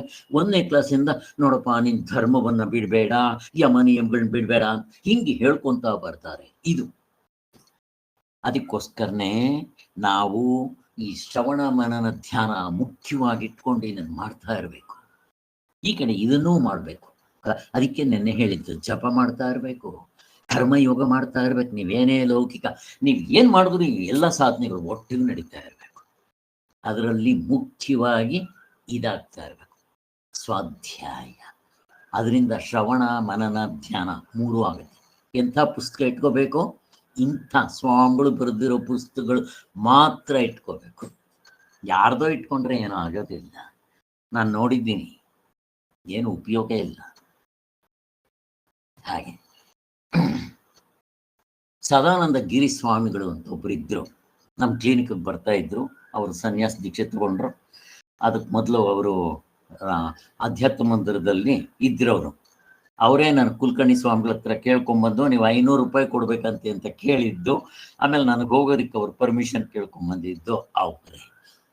ಅವರು ನೋಡ್ರಿ, ಕುಲಕರ್ಣಿ ಸ್ವಾಮಿಗಳು, ಭಗವತ್ಪಾದರು, ಅಷ್ಟು ಎಲ್ಲ ಅವ್ರಿಗೆ ಗೊತ್ತಿದ್ರು. ಅವರು ಸುಬ್ರಾಯ್ ಶರ್ಮಾ ಅವರ ಆಪ್ತ ಶಿಷ್ಯರು. ನಮ್ಗೆ ಆವಾಗಲೇ ಕುಲಕರ್ಣಿ ಸ್ವಾಮಿಗಳು ಹೇಳ್ತಾ ಇದ್ರು, ಇವ್ರ ನೇಚರೇ ಬೇರೆ, ಇವ್ರಿಗೆ ಈ ಕಡೆ ಒಲವಿಲ್ಲ. ಯಾವ ಕಡೆ? ಶ್ರವಣ ಮನನ ಧ್ಯಾನ, ಇದ್ರ ಕಡೆ ಒಲವಿಲ್ಲ. ಅವ್ರಿಗೆ ಹಿಂದಿನ ಜನ್ಮದ್ದೇನೋ ಸಂಸ್ಕಾರ ಇದೆ. ಅವಾಗ ಹಿಮಾಲಯಕ್ಕೆ ಹೋಗೋದು ಬರೋದು ಏನೇನೋ ಮಾಡ್ತಾ ಇರ್ತಾರೆ ಅಂತ ಕುಲಕರ್ಣಿ ಸ್ವಾಮಿಗಳು ನಮ್ಗೆ ಹೇಳ್ತಾ ಇದ್ರು. ಎಷ್ಟು ವರ್ಷಗಳು ಕೇಳಿದ್ರು ಅವ್ರಿಗೆ ವಿವೇಕ ಡೆವಲಪ್ ಆಗಿರಲ್ಲ, ಸರಿಯಾದ ವಿವೇಕ. ಆದ್ದರಿಂದ ಅವ್ರಿಗೆ ಯಾವ್ದು ಸರಿ ಯಾವ್ದು ತಪ್ಪು, ಯಾರನ್ನು ಹಿಡ್ಕೋಬೇಕು ಗೊತ್ತಾಗ. ಇದಕ್ಕೇನೋ ಮಾಡಕ್ ಬರಲ್ಲ. ಅದು ಸಾಧನೆಯ ಕೊರತೆ ಇದ್ರೆ ಹಿಂಗಾಗುತ್ತೆ. ಅದಕ್ಕೆ ಅದೃಷ್ಟದಿಂದ ಯಾವುದೋ ಹಿಂದಿನ ಜನ್ಮದಲ್ಲಿ ಸ್ವಲ್ಪ ಸಾಧನೆ ಇದ್ರೆ ಮಾತ್ರ ಇದು ಸಾಧ್ಯ. ಇಲ್ಲಿದ್ರೆ ಅದು ಹಿಡಿಯಕ್ಕೆ ಬರೋದಿಲ್ಲ. ಇವ್ರು ಹೇಳೋದು ಅದೇ, ಅವ್ರು ಹೇಳೋದು ಅದೇ ಅಂತ ಹಿಡ್ಕೊಂತಾರೆ ಹೊರ್ತು ಇವ್ರ ಡಿಫ್ರೆನ್ಸೇ ಗೊತ್ತಾಗಲ್ಲ. ಯಾವುದು ಒರಿಜಿನಲ್, ಯಾವುದು ಡೂಪ್ಲಿಕೇಟ್ ಅಂತ ನೋಡೋಕೆ ಬರದೇ ಇದ್ಮೇಲೆ ಏನು ಮಾಡೋಕ್ಕೆ ಬರಲ್ಲ. ಇದು ಅಷ್ಟೇ, ಹಿಂದಿನ ಜನ ಸಂಸ್ಕಾರ ಕೇಳುತ್ತೆ. ಹಾಗೆ ಅವ್ರು ಬೇಕಾದಷ್ಟು ನನ್ನ ಪುಸ್ತಕಗಳು ನಾನು ಬೇಡ ಅಂದರೂ ಅವ್ರು ತಂದುಕೊಡ್ತಾ ಇದ್ರು. ಹಾಗೆ ಅವಾಗ ಸುಮ್ಮನೆ 1 ಪೇಜ್ 2 ಪೇಜ್ ಓದೋದು. ಯಾಕೋ ಅದನ್ನು ಓದಬೇಕು ಅಂತ ನನಗೆ ಅನ್ನಿಸ್ತಾನೇ ಇರಲಿಲ್ಲ. ಏನಾದರೂ ಅದನ್ನೇ ಹೇಳ್ತಾರೆ, ಇವಾಗ ಸ್ವಾಮಿಗಳ ಪುಸ್ತಕ ಓದ್ಕೊಂಡ್ಬಿಟ್ರೆ ಬಿಡಕ್ಕೆ ಮನಸ್ಸು ಬರಲ್ಲ. ಹಾಗೆ ಸೇಮ್ ಸ್ವಾಮಿಗಳ ಪುಸ್ತಕನೇ ನೋಡಿ ತೆಲುಗುನಲ್ಲಿ ಅವರು ಪರಮಾರ್ಥ ಚಿಂತಾಮಣಿ ಎಲ್ಲ ಒಂದು ಪುಸ್ತಕ ಮಾಡಿದ್ದಾರೆ. ಅದನ್ನು ಕನ್ನಡಕ್ಕೆ ಯಾರೋ ಟ್ರಾನ್ಸ್ಲೇಟ್ ಮಾಡಿದ್ದಾರೆ. ಆ ಪುಸ್ತಕವನ್ನು ಓದ್ತಾ ಇದ್ದೀನಿ. ಹತ್ತತ್ರ ಒಂದು 75 ಪೇಜ್ ಓದ್ಬಿಟ್ಟಿದ್ದೀನಿ. ಇರೋದೇ 175 ಪೇಜ್. ಅವ್ರು ಸುಮ್ಮನೆ ಸಾರಾಂಶ ಬರ್ಕೊಂಡು ಹೋಗಿದ್ದಾರೆ. ಚೆನ್ನಾಗಿದೆ. ಅಲ್ಲಲ್ಲಿ ಎಷ್ಟೋ ಕೆಲವು ಗೊತ್ತಿಲ್ಲದೆ ಇರೋ ವಿಚಾರಗಳು ಅಲ್ಲಿ ಸಿಗ್ತಾ ಇದೆ. ಬಟ್ ಆದರೂ ನನಗೆ ಸ್ವಾಮಿಗಳು ಪುಸ್ತಕದಷ್ಟು ನನಗೆ ಅದು ಬರಲಿಲ್ಲ. ಏನು ಬಂದರೂ ಅದು ಡೂಪ್ಲಿಕೇಟ್ ತಾನೆ. ಆ ಸ್ವಾಮಿಗಳಿಗೆ ಅದು ಏನು ಶಕ್ತಿ ಇದೆಯೋ, ಹಿಡ್ಕೊಂಡ್ಬಿಟ್ರೆ ಬಿಡೋಕ್ಕೆ ಮನಸ್ಸು ಬರಲ್ಲ. ಇದು ಈ ಒಂದು ರುಚಿ ನಿಮ್ಗೆ ಹತ್ತಿತು ಅಂತಂದರೆ ಬಿಡಲಿ. ರಾಮಕೃಷ್ಣ ಪರಮಹಂಸರು ಹೇಳ್ದಂಗೆ ಈ ಪರಮಾತ್ಮನ ಹುಚ್ಚು ಹತ್ಕೋಬೇಕು. ಇದು ಸಿಗ್ಬೇಕು. ಈ ಒಂದು ಇದು ಸಿಗ್ಬೇಕು. ಸಿಕ್ಕಿದ್ರೆ ಅಷ್ಟೇ, ದೇವರಲ್ಲಿ ಕೇಳ್ಕೊಳ್ರೆ ಸಿಕ್ತು ಅಂತಂದ್ರೆ ಗೆದ್ವಿ. ಈ ಜನ್ಮದಲ್ಲಿ ಇದ್ದಿದ್ರೆ ಯಾವುದೋ ಒಂದು ಜನ್ಮದಲ್ಲಿ ಗೆಲ್ಲದ ಗ್ಯಾರಂಟಿ. ಅಲ್ಲಿಗೆ ಇಲ್ಲಿ ಸಂಭೂತಿ ವಿನಾಶ. ಸಂಭೂತಿ ಅಂದರೆ ಉಪಾಸನೆ, ವಿನಾಶ ಅಂದ್ರೆ ಕರ್ಮ ಅಷ್ಟೇ. ಅಲ್ಲಿ ನೋಡಿ ಬೇರೆ ಬೇರೆ ಹೆಸರುಗಳು ಬರುತ್ತೆ. ನಾನು ಇದಕ್ಕೆಲ್ಲ ಏನೇನೋ ಅರ್ಥ ಹುಡುಕೊಂಡು ಮಾಡದೆ ಸ್ವಾಮಿಗಳು ಕ್ಲೀನಾಗಿ ಬರೆದ್ಬಿಟ್ಟಿದ್ದಾರೆ ಇಲ್ಲಿ. ಇವುಗಳನ್ನ ಅನುಷ್ಠಾನ ಮಾಡುವವರಿಗೆ ಎಂದಿಗೂ ತಪ್ಪುದಾರಿಗೆ ಹೋಗೋಕೆ ಸಾಧ್ಯ ಇಲ್ಲ. ಕರ್ಮಕಾಂಡ, ಉಪಾಸನ ಕಾಂಡ. ಆ ಉಪಾಸನದಲ್ಲೂ ಕೂಡ 2 ತರ ಉಪಾಸನೆ ಇದೆ. ಬರೀ ಕರ್ಮದಿಂದನೇ ಕರ್ಮಾಂಗ ಉಪಾಸನೆ, ಆಮೇಲೆ ಅಲ್ಲ ಬರೀ ಕರ್ಮದಿಂದಲೇ ಮಾಡೋ ಉಪಾಸನೆ, ಇನ್ನೊಂದು ಕರ್ಮ ಮತ್ತೆ ಉಪಾಸನೆ ಎರಡನ್ನು ಸೇರಿಸಿ ಮಾಡೋದು, ಅವು ಉಂಟು, ಅಂಥವು ಉಂಟು. ಅದಕ್ಕೆ ಕರ್ಮಾಂಗ ಉಪಾಸನೆ ಅಂತ ಕೂಡ ಹೇಳ್ತಾರೆ. ನೀವು ಹೆಂಗ್ ಮಾಡಿದ್ರು ತಪ್ಪಿಲ್ಲ ಅಂತ ಹೇಳ್ತಾ ಇದ್ದಾರೆ ಇಲ್ಲಿ. ಇದರಂತೆ ಶ್ರುತಿಯಲ್ಲಿ ಇನ್ನು ಮುಂದೆ ವಿದ್ಯಾ ಅವಿದ್ಯೆಗಳ ಅಂತ ಕೂಡ ಹೇಳಕ್ ಬಂದಿದೆ. ವಿದ್ಯೆ ಅಂದ್ರೆ ಇಲ್ಲಿ ನಮ್ಗೆ ಆತ್ಮನಿಗೆ ಸಂಬಂಧಪಟ್ಟಿರೋ ವಿದ್ಯಾ ಅವಿದ್ಯೆ ಅದನ್ನು ಹೇಳಕ್ ಬಂದಿದೆ. ಈಗ ಇಲ್ಲಿ ಹೇಳ್ತಾ ಇರೋದು ಉಪಾಸನೆಗೆ ಸಂಬಂಧಪಟ್ಟಿರೋದು, ಕರ್ಮಕಾಂಡಕ್ಕೆ ಸಂಬಂಧಪಟ್ಟಿರೋದು. ಮುಂದಕ್ಕೆ ಹೇಳೋದು ವಿದ್ಯಾ ಅವಿದ್ಯೆಗಳು, ಅದು ಆತ್ಮ ಅನಾತ್ಮಗಳ ಕಲಬೇರಿಕೆ, ಅದು ಅದರ ಬಗ್ಗೆ ಇನ್ನೇನು ಸಂಶಯ ಇಲ್ಲ. ಇಷ್ಟ ಆಯ್ತು. ಇನ್ನ 2 ಸ್ಥಳಗಳಲ್ಲಿಯೂ ನಿಂದ್ಯವನ್ನು ನಿಂದಿಸುವುದಕ್ಕೆ ಬಂದಿರುವುದಿಲ್ಲ, ಹೊಗಳತಕ್ಕದ್ದನ್ನ ಹೊಗಳುವುದಕ್ಕೆ ಬಂದಿರುತ್ತೆ. ಇಲ್ಲಿ ನಮ್ಗೊಂದೊಂದು ಸಾರಿ ಜ್ಞಾನಕಾಂಡಕ್ಕೆ ಹೇಳ್ಸಿ ಉಪಾಸನೆಯನ್ನ ನಿಂದನೆ ಮಾಡ್ದಂಗಿರುತ್ತೆ, ಬಟ್ ನಿಂದನೆ ಮಾಡಕ್ಕಲ್ಲ ಬಂದಿರುತ್ತೆ. ಪಾಪ ಕರ್ಮಕಾಂಡಕ್ಕೆ ಹೋಲಿಸಿ ಇದನ್ನ ಹೊಗಳ್ತಾ ಇದ್ದಾರೆ, ಜ್ಞಾನಕಾಂಡಕ್ಕೆ ಹೋಲಿಸಿ ಉಪಾಸನೆ ಅಲ್ಲಿ ಇರಬಾರ್ದಪ್ಪ, ಇನ್ನು ಮುಂದಕ್ಕೆ ಹೋಗ್ಬೇಕು ಅನ್ನೋದಿಕ್ಕೆ ಮಾಡ್ತಾ ಇದ್ದಾರೆ. ನಮ್ಗೆ ಇವಾಗ ಸ್ಟೆಪ್ಸ್ ಗೊತ್ತಾಗೋಯ್ತು. ಅವ್ರು ಹೆಂಗ್ ಬೇಕಾದ್ರೂ ಆ ಕಡೆಯಿಂದ ಈ ಕಡೆ ತಿರುಗಿಸಿ ಹೇಳಿ, ನಮ್ಗೇನು ಕನ್ಫ್ಯೂಷನ್ ಆಗೋದು. ಅವ್ರು ಯಾತಕ್ಕೆ ಹೇಳ್ತಾ ಇದ್ದಾರೆ ಅನ್ನೋದು ನಮ್ಗೆ ಗೊತ್ತಾಗ್ಬಿಡುತ್ತೆ. ಆದ್ದರಿಂದ ಮೀಮಾಂಸಾ ನ್ಯಾಯವನ್ನ ಅನುಸರಿಸೋದು ಯುಕ್ತವಾಗಿದೆ. ಮೀಮಾಂಸದಲ್ಲೂ ಅದನ್ನೇ ಹೇಳ್ತಾರೆ ಮೀಮಾಂಸಕರು, ಪೂರ್ವ ಮೀಮಾಂಸಕರು ಕೂಡ ಅದನ್ನೇ ಹೇಳ್ತಾರೆ. ಆದ್ದರಿಂದ ಹೊಂದುತ್ತಿದ್ದು ಅಂತ. ಆದ್ದರಿಂದ ಒಟ್ಟಿನಲ್ಲಿ ಏನಾಯ್ತು, ಈ ಶ್ರುತಿಯ ಆಧಾರದಿಂದ ಯಾವುದೂ ಹುಟ್ಟೋದಿಲ್ಲ ಅಂತ ಆಯ್ತು.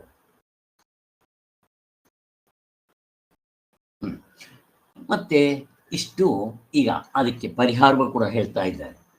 ಏನದು? ನಿಜ, ನೀವು ಹೇಳುವಂತೆ ಸಂಭೂತಿ ಮತ್ತು ವಿನಾಶ ಅಂದ್ರೆ ಉಪಾಸನೆ ಮತ್ತು ಕರ್ಮ ಇವೆರಡನ್ನೂ ಸೇರಿಸ್ಕೊಂಡು ಒಟ್ಟಿಗೆ ಅನುಷ್ಠಾನ ಮಾಡಬೇಕೆಂದು ಹೇಳುವುದಕ್ಕೆ ಶ್ರುತಿ ಬಂದಿದೆ. ಅವಾಗೆಲ್ಲ ಹೇಳ್ಬಿಟ್ರೆ ಕರೆಕ್ಟ್ ಅಲ್ವಾ? ಹಂಗೆ ಒಂದೊಂದೇ ಬೇಕಾದ್ರೂ ಮಾಡ್ಬೋದು, ಎರಡನ್ನು ಸೇರಿಸ್ಕೊಂಡ್ಬೇಕಾದ್ರೂ ಮಾಡ್ಬೋದು. ಹಾಗೆ ಬರೀ ಉಪಾಸನೆ ಮಾಡೋದು ಕಷ್ಟ. ಯಾಕೆ ಹೇಳಿ? ಬರೀ ಮನಸ್ಸಿನಿಂದ ಮಾಡಬೇಕು. ಹಾಗೆ ನೀವು ಕರ್ಮವನ್ನು ಜೊತೆಗೆ ಸೇರಿಸ್ಕೊಂಡು ಮಾಡಿದ್ರೆ ಪೂಜೆ ಮಾಡಲ್ವೇನೋ? ಈಗ ಮಾನಸಿಕ ಪೂಜೆ ಮಾಡೋದು ಎಷ್ಟು ಕಷ್ಟ ಇದೆ. ಅದಕ್ಕೆ ಮೊದಲು ಏನ್ ಮಾಡ್ಬೇಕು ನೀವು? ಮೊದಲು ಕರ್ಮಾಂಗ ಉಪಾಸನೆ ಅಂದ್ರೆ ಕರ್ಮದಿಂದ ಎಲ್ಲ ಶೇಖರಣೆ ಮಾಡ್ಕೊಳ್ಳೋದು, ಸ್ನಾನ ಮಾಡೋದು, ಮಡಿ ಮೈಲಿಗೆ ಆಚಾರ, ದೇವರ ಮನೆ ಕೂಡಿಸೋದು, ಸಾರಿಸೋದು, ಆಮೇಲೆ ಹೂಗಳು ತಗೊಂಡ್ಬರೋದು, ಮತ್ತು ಅವುಗಳನ್ನೆಲ್ಲ ಪೂಜೆ ಮಾಡೋದು, ಆರತಿ ಎತ್ತೋದು, ಷೋಡಶೋಪಚಾರಗಳು ಇವೆಲ್ಲ ಮಾಡೋದು. ಅದ್ರಲ್ಲಿ ನಾವು ಕಾಲ ಕಳೀತೀವಿ. ನನಗೆ ಯಾಕೋಪ್ಪ ಮೊದಲಿಂದ ಅದ್ರಲ್ಲಿ ಆಸಕ್ತಿನೇ ಇಲ್ಲ. ಮೊದಲು ಈ ಗಣಪತಿ ಪೂಜೆ ಮತ್ತು ಈ ಜನವಾರದ ಹಬ್ಬ ಬಂದರೆ ಮಾಡ್ತಾ ಇದ್ದೆ. ನನಗೆ ಯಾಕೋ ಅದು 1 ಗಂಟೆ ವೇಸ್ಟ್ ನನಗನ್ಸಿದ್ದಪ್ಪ. ನೀವು ದಯವಿಟ್ಟು ನೀವು ಯಾರು ಹಂಗೆ ಮಾಡಕ್ಕೆ ಹೋಗಬೇಡಿ. ನಿಮ್ಮ ಒಳಗಡೆಯಿಂದ ಬಂದರೆ ಇಟ್ಸ್ ಆಲ್ ರೈಟ್. ನಾನು ಅವಾಗಲಿಂದ ಬಿಟ್ಬಿಟ್ಟೆ. ಯಾಕೆಂದ್ರೆ ನನಗೆ ಇಲ್ಲಿ ಎದುರುಗಡೆ ಈ ಪುಸ್ತಕ ಇಟ್ಕೊಂಡು ಓದ್ತಾ ಇದ್ರೆ ನನಗೆ ಇನ್ನೂ ಹೆಚ್ಚಿನ ಸಾಧನೆ ಅಂತ ನನಗೆ ಗೊತ್ತಾದಾಗ ವೈ ಶುಡ್ ಐ ಡು? ನನಗೆ ಅದರ ಅರ್ಥಗಳು ಗೊತ್ತಾಗಲ್ಲ, ಮಂತ್ರಗಳ ಅರ್ಥ ಅಥವಾ ಅವ್ರು ಹೇಳೋದು ಏನು. ಈ ಕಡೆಯಿಂದ ದಾರ ತೆಗೆದು ಆ ಕಡೆ ಇದಕ್ಕೋಸ್ಕರ ನಮ್ಮ ತಂದೆ ತಾಯಿಗಳು ತಿಥಿ ಇಡೋದು ಕೂಡ ಮೊನ್ನೆ 1 ವರ್ಷದಿಂದ ಬಿಟ್ಬಿಟ್ಟೆ.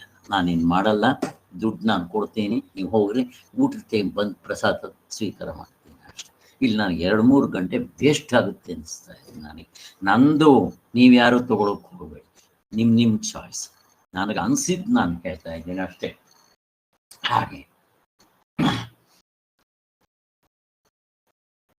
ಸಚ್ಚಿದಾನಂದ ಸರಸ್ವತಿ ಸ್ವಾಮಿಗಳು ಹೀಗೆ ಬಿಡ್ತಾ ಇರಲಿಲ್ಲ. ಅವರು ಮಡಿ ಮೈಲಿಗೆ ಆಚಾರ, ಸಂಧ್ಯಾ ವಂದನೆ ಕೊನೆಯವರೆಗೂ ಮಾಡ್ತಾ ಇದ್ರು. ಸಂಧ್ಯಾ ವಂದನೆ ಸನ್ಯಾಸಿಗಳಾದ್ಮೇಲೆ ಬಿಟ್ಬಿಡ್ತಾರೆ, ಆಮೇಲೆ ಮಾಡಲಿಲ್ಲ ಅವರು. ಈ ಪೂಜೆ ಇವೆಲ್ಲ ಆಮೇಲೆ ಬಿಟ್ಬಿಟ್ರು ಅಷ್ಟೇ. ಗೋಪಿನಾಥ್ ಈಗಲೂ ಮಾಡ್ತಾರೆ. ನನಗೆ ಯಾಕೋ ಅದರಲ್ಲಿ ಅಷ್ಟು ಶ್ರದ್ಧೆ ಇಲ್ಲ. ಹಾಗೆ ನಮ್ಮ ಬೇರೆಯವ್ರ ಹತ್ರ ಕೇಳಿದೆ, ನೀವು ಇದನ್ನು ಮಾಡಿದ್ಮೇಲೆ ಅದೇನು ಮಾಡದೇ ಇದ್ರು ಪರವಾಗಿಲ್ಲ ಅಂತ ಕೂಡ ಹೇಳಿದ್ದಾರೆ. ನಾವು ಇದನ್ನೂ ಮಾಡದೆ ಅದನ್ನೂ ಬಿಟ್ಟರೆ ತಪ್ಪಾಗುತ್ತೆ. ಹುಷಾರಾಗಿರ್ರಿ, ಹುಷಾರಾಗಿರ್ರಿ. ಇಲ್ಲಿ ಟೋಪಿ ಬೀಳೋ ಚಾನ್ಸಸ್ ಇರುತ್ತೆ. ರಾಮಚಂದ್ರ ಮಠದವರು ಇದನ್ನೇ ಮಾಡಿದ್ರು. ರಾಮಚಂದ್ರ ಮಠದವರು ಇವುಗಳನ್ನ ಹಿಡ್ಕೊಳ್ಳಲ್ಲ ಸರಿಯಾದ ಇದನ್ನ. ಅವ್ರದ್ದೇ ತಲೆ ಏನಾಯ್ತು ಗೊತ್ತಾ, ಇವಾಗ ಅವ್ರು ಮಾಡೋದು ಕರೆಕ್ಟ್. ಅವ್ರು ಮಾಡೋದು ಏನು, PhD ಅಲ್ಲ, ಫಸ್ಟ್ ಕ್ಲಾಸ್ ಲೆವೆಲ್ ಅಷ್ಟೇ. ಅದು PhD ಅಲ್ಲವೇ ಅಲ್ಲ. ಅವ್ರು ಹೇಳೋ ಧ್ಯಾನ ಎಂಥದ್ದು, ನಿಮ್ಮ ಹೃದಯದಲ್ಲಿ ಜ್ಯೋತಿ ಇದೆ ಅಂತ ಭಾವನೆ ಮಾಡ್ಕೊಳ್ಳಿ. ಏನಾಯ್ತದ, ಕರ್ತೃತಂತ್ರ ಸಾಧನೆ. ಅದಕ್ಕೆ ನೋಡ್ರಿ ನೀವು ರಾಮಚಂದ್ರ ಮಿಷನ್ಗೆ ಯಾರ್ಯಾರು ಹೋಗ್ತಾ ಇದ್ರು, ಈಗ ಅವ್ರ ಮನೆಯಲ್ಲಿ ಪೂಜೆ ಮಾಡೋದನ್ನು ಬಿಟ್ಬಿಟ್ರು, ಸಂಧ್ಯಾ ವಂದನೆ ಮಾಡೋದನ್ನು ಬಿಟ್ಬಿಟ್ರು. ನನ್ನ ಸ್ವಂತ ಅನುಭವ ಹೇಳ್ತಾ ಇರೋದು, ಬೇರೆ ಬೇರೆ ನಾನು ನೋಡಿರೋದನ್ನು ಹೇಳ್ತಾ ಇರೋದು ಬಿಟ್ಬಿಟ್ರು. ಈಗ ಉಪಾಸನೆ ಅದನ್ನೇ ಮನಸ್ಸಿನಲ್ಲಿ ತಗೊಂಡು ಬಂದು ಚಿಂತನೆ ಮಾಡೋದು, ಧ್ಯಾನ ಮಾಡೋದು ಎಷ್ಟು ಕಷ್ಟ ಇದೆ. ಬಿಡೋದು ಸುಲಭ ಸ್ವಾಮಿ. ಜನಗಳು ಕಾದಿರ್ತಾರೆ ಬಿಡೋದಿಕ್ಕೆ, ಯಾರಾದ್ರೂ ಹೇಳ್ಯಾರ ಅಂತ ಹೇಳಿದ್ರೆ ಠಕ್ ಅಂತ ಬಿಟ್ಬಿಡ್ತಾರೆ. ಈಗ ನೋಡ್ರಿ 1ನೇ ಕ್ಲಾಸ್ ಪಾಠ ಇಲ್ಲಿ ಏನಾಯ್ತು ಅಂದ್ರೆ, 5ನೇ ಕ್ಲಾಸ್ಗೆ ಒಬ್ಬ ಹುಡುಗ ಹೋಗ್ತಾ ಇದ್ದ. 5ನೇ ಕ್ಲಾಸೋ 8ನೇ ಕ್ಲಾಸೋ 5ನೇ ಕ್ಲಾಸೇ ಇಟ್ಕೊಡ್ರಿ. ಅವನು ಆವಾಗ ತಾನೇ LKGಗೆ ಹೋಗ್ತಾ ಇದ್ದ. ನಮ್ಮ ಅಣ್ಣನ ಜೊತೆಯಲ್ಲಿ ನಾನೂ ಹೋಗ್ಬೇಕು ಅಂತ ಹಠ ಮಾಡ್ದ, ಕಳ್ಸಿದ್ರಿ. ಏನಾಯ್ತು, 1ನೇ ಕ್ಲಾಸ್ ಪಾಠದ ಅವನಿಗೆ ಸಿಗೋಲ್ಲ. 5ನೇ ಕ್ಲಾಸ್ ಪಾಠ ಅರ್ಥ ಆಗುತ್ತಾ, ಆಗಲ್ಲ. 1ನೇ ಕ್ಲಾಸ್ ಪಾಠನೂ ಹೋಯ್ತು, 5ನೇ ಕ್ಲಾಸ್ ಪಾಠನೂ ಹೋಯ್ತು. ಮತ್ತೆ ಏನಾಯ್ತು ಇವಾಗ, ತೃಪ್ತಿ 3 ನಾಮ ಆಯ್ತು ಅವನಿಗೆ. ಹಿಂಗಾಗ್ತಾ ಇದೆ ಸ್ವಾಮಿ. ನಮ್ಮಲ್ಲಿ ಕರ್ಮಕಾಂಡ ಅಂತ ಹೇಳಿ ಪೂಜೆ ಪುನಸ್ಕಾರ, ಜಪ ತಪ ವ್ರತ ನಿಯಮ, ಉಪವಾಸ, ಗಂಗಾ ಸ್ನಾನ, ಯಾತ್ರೆ ಇವೆಲ್ಲ ಹೇಳಿರೋದು ಯಾಕೆ ಅಂತಂದ್ರೆ, ಮೊದಲು ಇವುಗಳನ್ನೂ ಬಿಟ್ಟು PhD ಅರ್ಥ ಆಗಲ್ಲ. ಇವರ ಆ ದೊಡ್ಡ ಸಾಧನೆ ಮಾಡಕ್ ಬರೋದಿಲ್ಲ. ಕೆಳಗಿನ ಸಾಧನೆ ಬಿಟ್ರೆ ಇವರು ಏನಾಯ್ತು, ತ್ರಿಶಂಕು ಸ್ವರ್ಗ. ಇದಾಗಿದೆ ಸ್ವಾಮಿ. ಬೇಕಾ, ನಾವು ನೋಡ್ಕೋಬೇಕು, ನನಗ ಯೋಗ್ಯತೆ ಇದೆಯಾ. ಮೇಲಿನ ಸಾಧನೆ ಮಾಡೋದಕ್ಕೆ ಯೋಗ್ಯತೆ ಇದ್ರೆ ಇದನ್ನು ಬಿಡ್ಬೋದು. ರಮಣ ಮಹರ್ಷಿಗಳು ಯಾಕೆ ಸಂಧ್ಯಾ ವಂದನೆ ಮಾಡಲಿಲ್ಲ ಅಂತ ಕೇಳಿದ್ರೆ, ಅದೇ ಅವರು ಎಲ್ಲೋ ಇದ್ರು. ಅದರಿಂದ ಅವರು 8ನೇ ವರ್ಷಕ್ಕೆ ಬಂದರೂ ಕೂಡ ಅಲ್ಲಿ ಅವರು ಸಂಧ್ಯಾ ವಂದನೆ ಅವೆಲ್ಲ ಗಮನನೇ ಬರಲಿಲ್ಲ. ಅವ್ರಿಗೆ ನಾನಂದ್ರೆ ಯಾರು, ಅವಾಗಲೇ ಹೋದ್ರು ಶವಾಸನ ಹಾಕಿದ್ರು, ತಿಳ್ಕೊಂಡ್ಬಿಟ್ರು.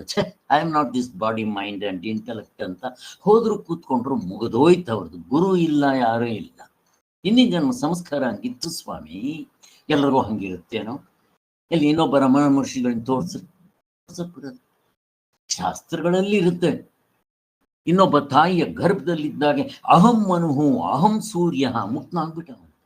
ಅವನಿಗೆ ಅಷ್ಟು ಮಾತ್ರ ತಾಯಿಯ ಗರ್ಭದಲ್ಲಿ ಹುಟ್ಟಬೇಕಾಯ್ತು ಅಷ್ಟೇ. ಅವನಿಗೆ ಇದ್ದಿದ್ದು ಅವಿದ್ಯೆ ಹೊರಟೋಯ್ತು, ಹೊರಟೋಯ್ತು, ಅಲ್ಲೇ ಹೊರಟೋಯ್ತು ಅವನಿಗೆ. ಯಾರು ಗುರು ಇಲ್ಲ, ಏನಿಲ್ಲ. ಹೆಂಗ್ ಬೇಕಾದ್ರೂ ಆಗ್ಬೋದು ಅನ್ನೋದಕ್ಕೆ ಶಾಸ್ತ್ರದಲ್ಲಿ ಇವು ಕೊಡ್ತಾ ಇರ್ತಾರೆ.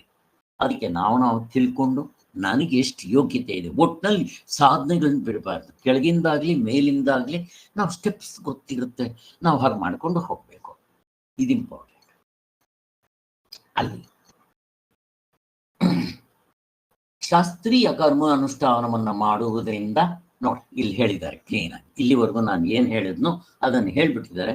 ಓದ್ತೀನಿ, ನಿಮ್ಗೆ ಅರ್ಥ ಆಗದೆ ಇದ್ರೆ ಕೇಳ್ರಿ. ಶಾಸ್ತ್ರೀಯ ಕರ್ಮ ಅನುಷ್ಠಾನವನ್ನ ಮಾಡುವುದರಿಂದ ಸ್ವಾಭಾವಿಕವಾದ ಲೌಕಿಕ ಜ್ಞಾನ, ಅದರಿಂದ ಆಗುವ ಲೌಕಿಕ ಪ್ರವೃತ್ತಿ ಎಂಬ ಮೃತ್ಯುವನ್ನ ದಾಟುತ್ತಾನೆ. ಹಾಗಂದ್ರೆ ಏನು, ಸ್ವೇಚ್ಛಾ ಪ್ರವೃತ್ತಿನ ಬಿಟ್ಟು ಪ್ರಾಪರ್ ಚಾನಲ್ ಬರ್ತಾನವನು. ಒಟ್ಟಿನಲ್ಲಿ ಈ ಲೌಕಿಕ ಪ್ರವೃತ್ತಿ ಅಂದ್ರೆ ಅಲ್ಲಿ ಏನಿತ್ತೋ ಸ್ವೇಚ್ಛಾ ಪ್ರವೃತ್ತಿ ಅನ್ನೋದು ಒಂದು ಅಡಚಣೆ. ಅದನ್ನು ಬಿಟ್ಟು ಅವನು ನ್ಯಾಯ, ಧರ್ಮ, ನೀತಿ, ದೇವರು, ದಿಂಡ್ರು ಬರ್ತಾನಲ್ಲ, ಗ್ರೇಟ್. ವಾಲ್ಮೀಕಿ, ಅಂಗುಲಿಮಾಲ ಕೆಟ್ಟ ಕೆಲಸಗಳನ್ನ ಬಿಟ್ಬಿಟ್ರೆ ಈ ಕಡೆ ಬಂದ್ಬಿಟ್ರಲ್ಲ, ಬೇಕಾದಷ್ಟಾಯ್ತು. ಹಾಗೆ ಅದು. ಆಮೇಲೇನು, ಇನ್ನ ಸಂಭೂತಿ ವಿನಾಶ. ಈ ಕರ್ಮಕಾಂಡದಲ್ಲೇ ಮಾಡ್ಕೊಂಡ್ಬಂದ ಅವನಿಗೊಂದು ಯೋಗ್ಯತೆ ಬಂದ್ಮೇಲೆ ನೆಕ್ಸ್ಟ್ ಅವನು ಸಂಭೂತಿ, ವಿಭೂತಿ, ಉಪಾಸನೆಗೆ ಹತ್ ಬಿಡ್ತಾನ. ಬೇಕಾದ್ರೆ ಮೊದಲು ಕರ್ಮವನ್ನು ಉಪಾಸನೆ ಎರಡು ಸೇರಿಸ್ಕೊಂಡು ಮಾಡ್ಲಿ, ಇಲ್ಲ ಬರೀ ಉಪಾಸನೆ ಮಾಡ್ಲಿ, ಏನ್ ಮಾಡಿದ್ರು ಮುಂದಕ್ಕೆ ಉದ್ಧಾರ. ಆಮೇಲೆ ಏನಾಗ್ತಾನೆ, ಜ್ಞಾನಕ್ಕೆ ಬಂದ್ಬಿಡ್ತಾನ. ಹೇಗೆ ಬೈ ಚಾನ್ಸ್ ಅವನು ಇಲ್ಲೇ ಸತ್ತು ಹೋಗ್ಬಿಟ್ರೆ ಅವನು ಮಾಡ್ತಾ ಇರೋವಾಗ್ಲೇ ಬ್ರಹ್ಮಲೋಕಕ್ಕೆ ಹೋಗ್ತಾನೆ, ಅಲ್ಲಾದ್ರೂ ಕ್ರಮ ಮುಕ್ತಿಯಿಂದ, ಅಲ್ಲಾಗ್ಲಿಲ್ವಾ ಮತ್ತೆ ತಿರ್ಗ ಹುಟ್ಟು ಬಂದು ಜ್ಞಾನದಿಂದಲೇ ಹೋಗ್ಬಿಡ್ತಾನೆ ಅನ್ನೋದನ್ನು ಹೇಳ್ತಾ ಇದ್ದಾರೆ. ಆದ್ದರಿಂದ ದೇವತಾ ಉಪಾಸನೆ ಮತ್ತು ಕರ್ಮ ಒಟ್ಟುಗೂಡಿಸಿ ಅನುಷ್ಠಾನ ಮಾಡೋದು ಸಾಧಕರಿಗೆ ಸಂಸ್ಕಾರ ಉಂಟಾಗುತ್ತೆ. ಈ ಕರ್ಮ, ಅದರ ಫಲ, ಅದರ ರಾಗ, ಅದು ಮಾಡಿ ಪಡಿಬೇಕು, ಸಾಧ್ಯ ಸಾಧನ ಬಿಟ್ಕೊಂಡು ಹೋಗ್ಬಿಡುತ್ತೆ. ನೆಕ್ಸ್ಟ್ ಏನಾಗ್ತಾನೆ ಅವನು ಕರ್ಮಯೋಗ, ನಿತ್ಯ ಕರ್ಮಗಳು ಮಾಡಿ ಅಲ್ಲಿ ಕರ್ಮಯೋಗ ಬಂದ್ಬಿಡ್ತಾನೆ. ಅಲ್ಲಿಗೆ ಕರ್ಮಯೋಗ ಅರ್ಜುನನಿಗೆ ಮೊದಲನೇ ಸಾಧನೆಯಾಗಿ 2ನೇ ಅಧ್ಯಾಯದಲ್ಲಿ ಹೇಳೋದು. ಅವನು ಅಲ್ಲಿದ್ದ, ಅವನಿಗೂ ಜ್ಞಾನದಿಂದ ಮುಕ್ತನಾಗಕ್ ಬರಲಿಲ್ಲ. ಆ ಸ್ಟಾರ್ಟಿಂಗ್ ನಲ್ಲಿ ಅದನ್ನೇ ಹೇಳಿದ್ರು ಕೃಷ್ಣ, ನಿಲ್ಲಕ್ಕಾಗ್ಲಿಲ್ಲ ಅವನು. ಹಾಗೆ ನೋಡ್ರಿ ಇಲ್ಲೇ ಹಾಕಿದ್ದಾರೆ, ಸಾಧ್ಯ ಸಾಧನ ಅನ್ವೇಷಗಳ ರೂಪವಾದ ಮರ್ತ್ಯವನ್ನು ದಾಟ್ಬಿಡ್ತಾನವನು. ಸಾಧ್ಯ ಸಾಧನ ಮಾಡಿ ಪಡೆಯೋದು ಕರ್ತೃತಂತ್ರವಾದ ಸಾಧನ.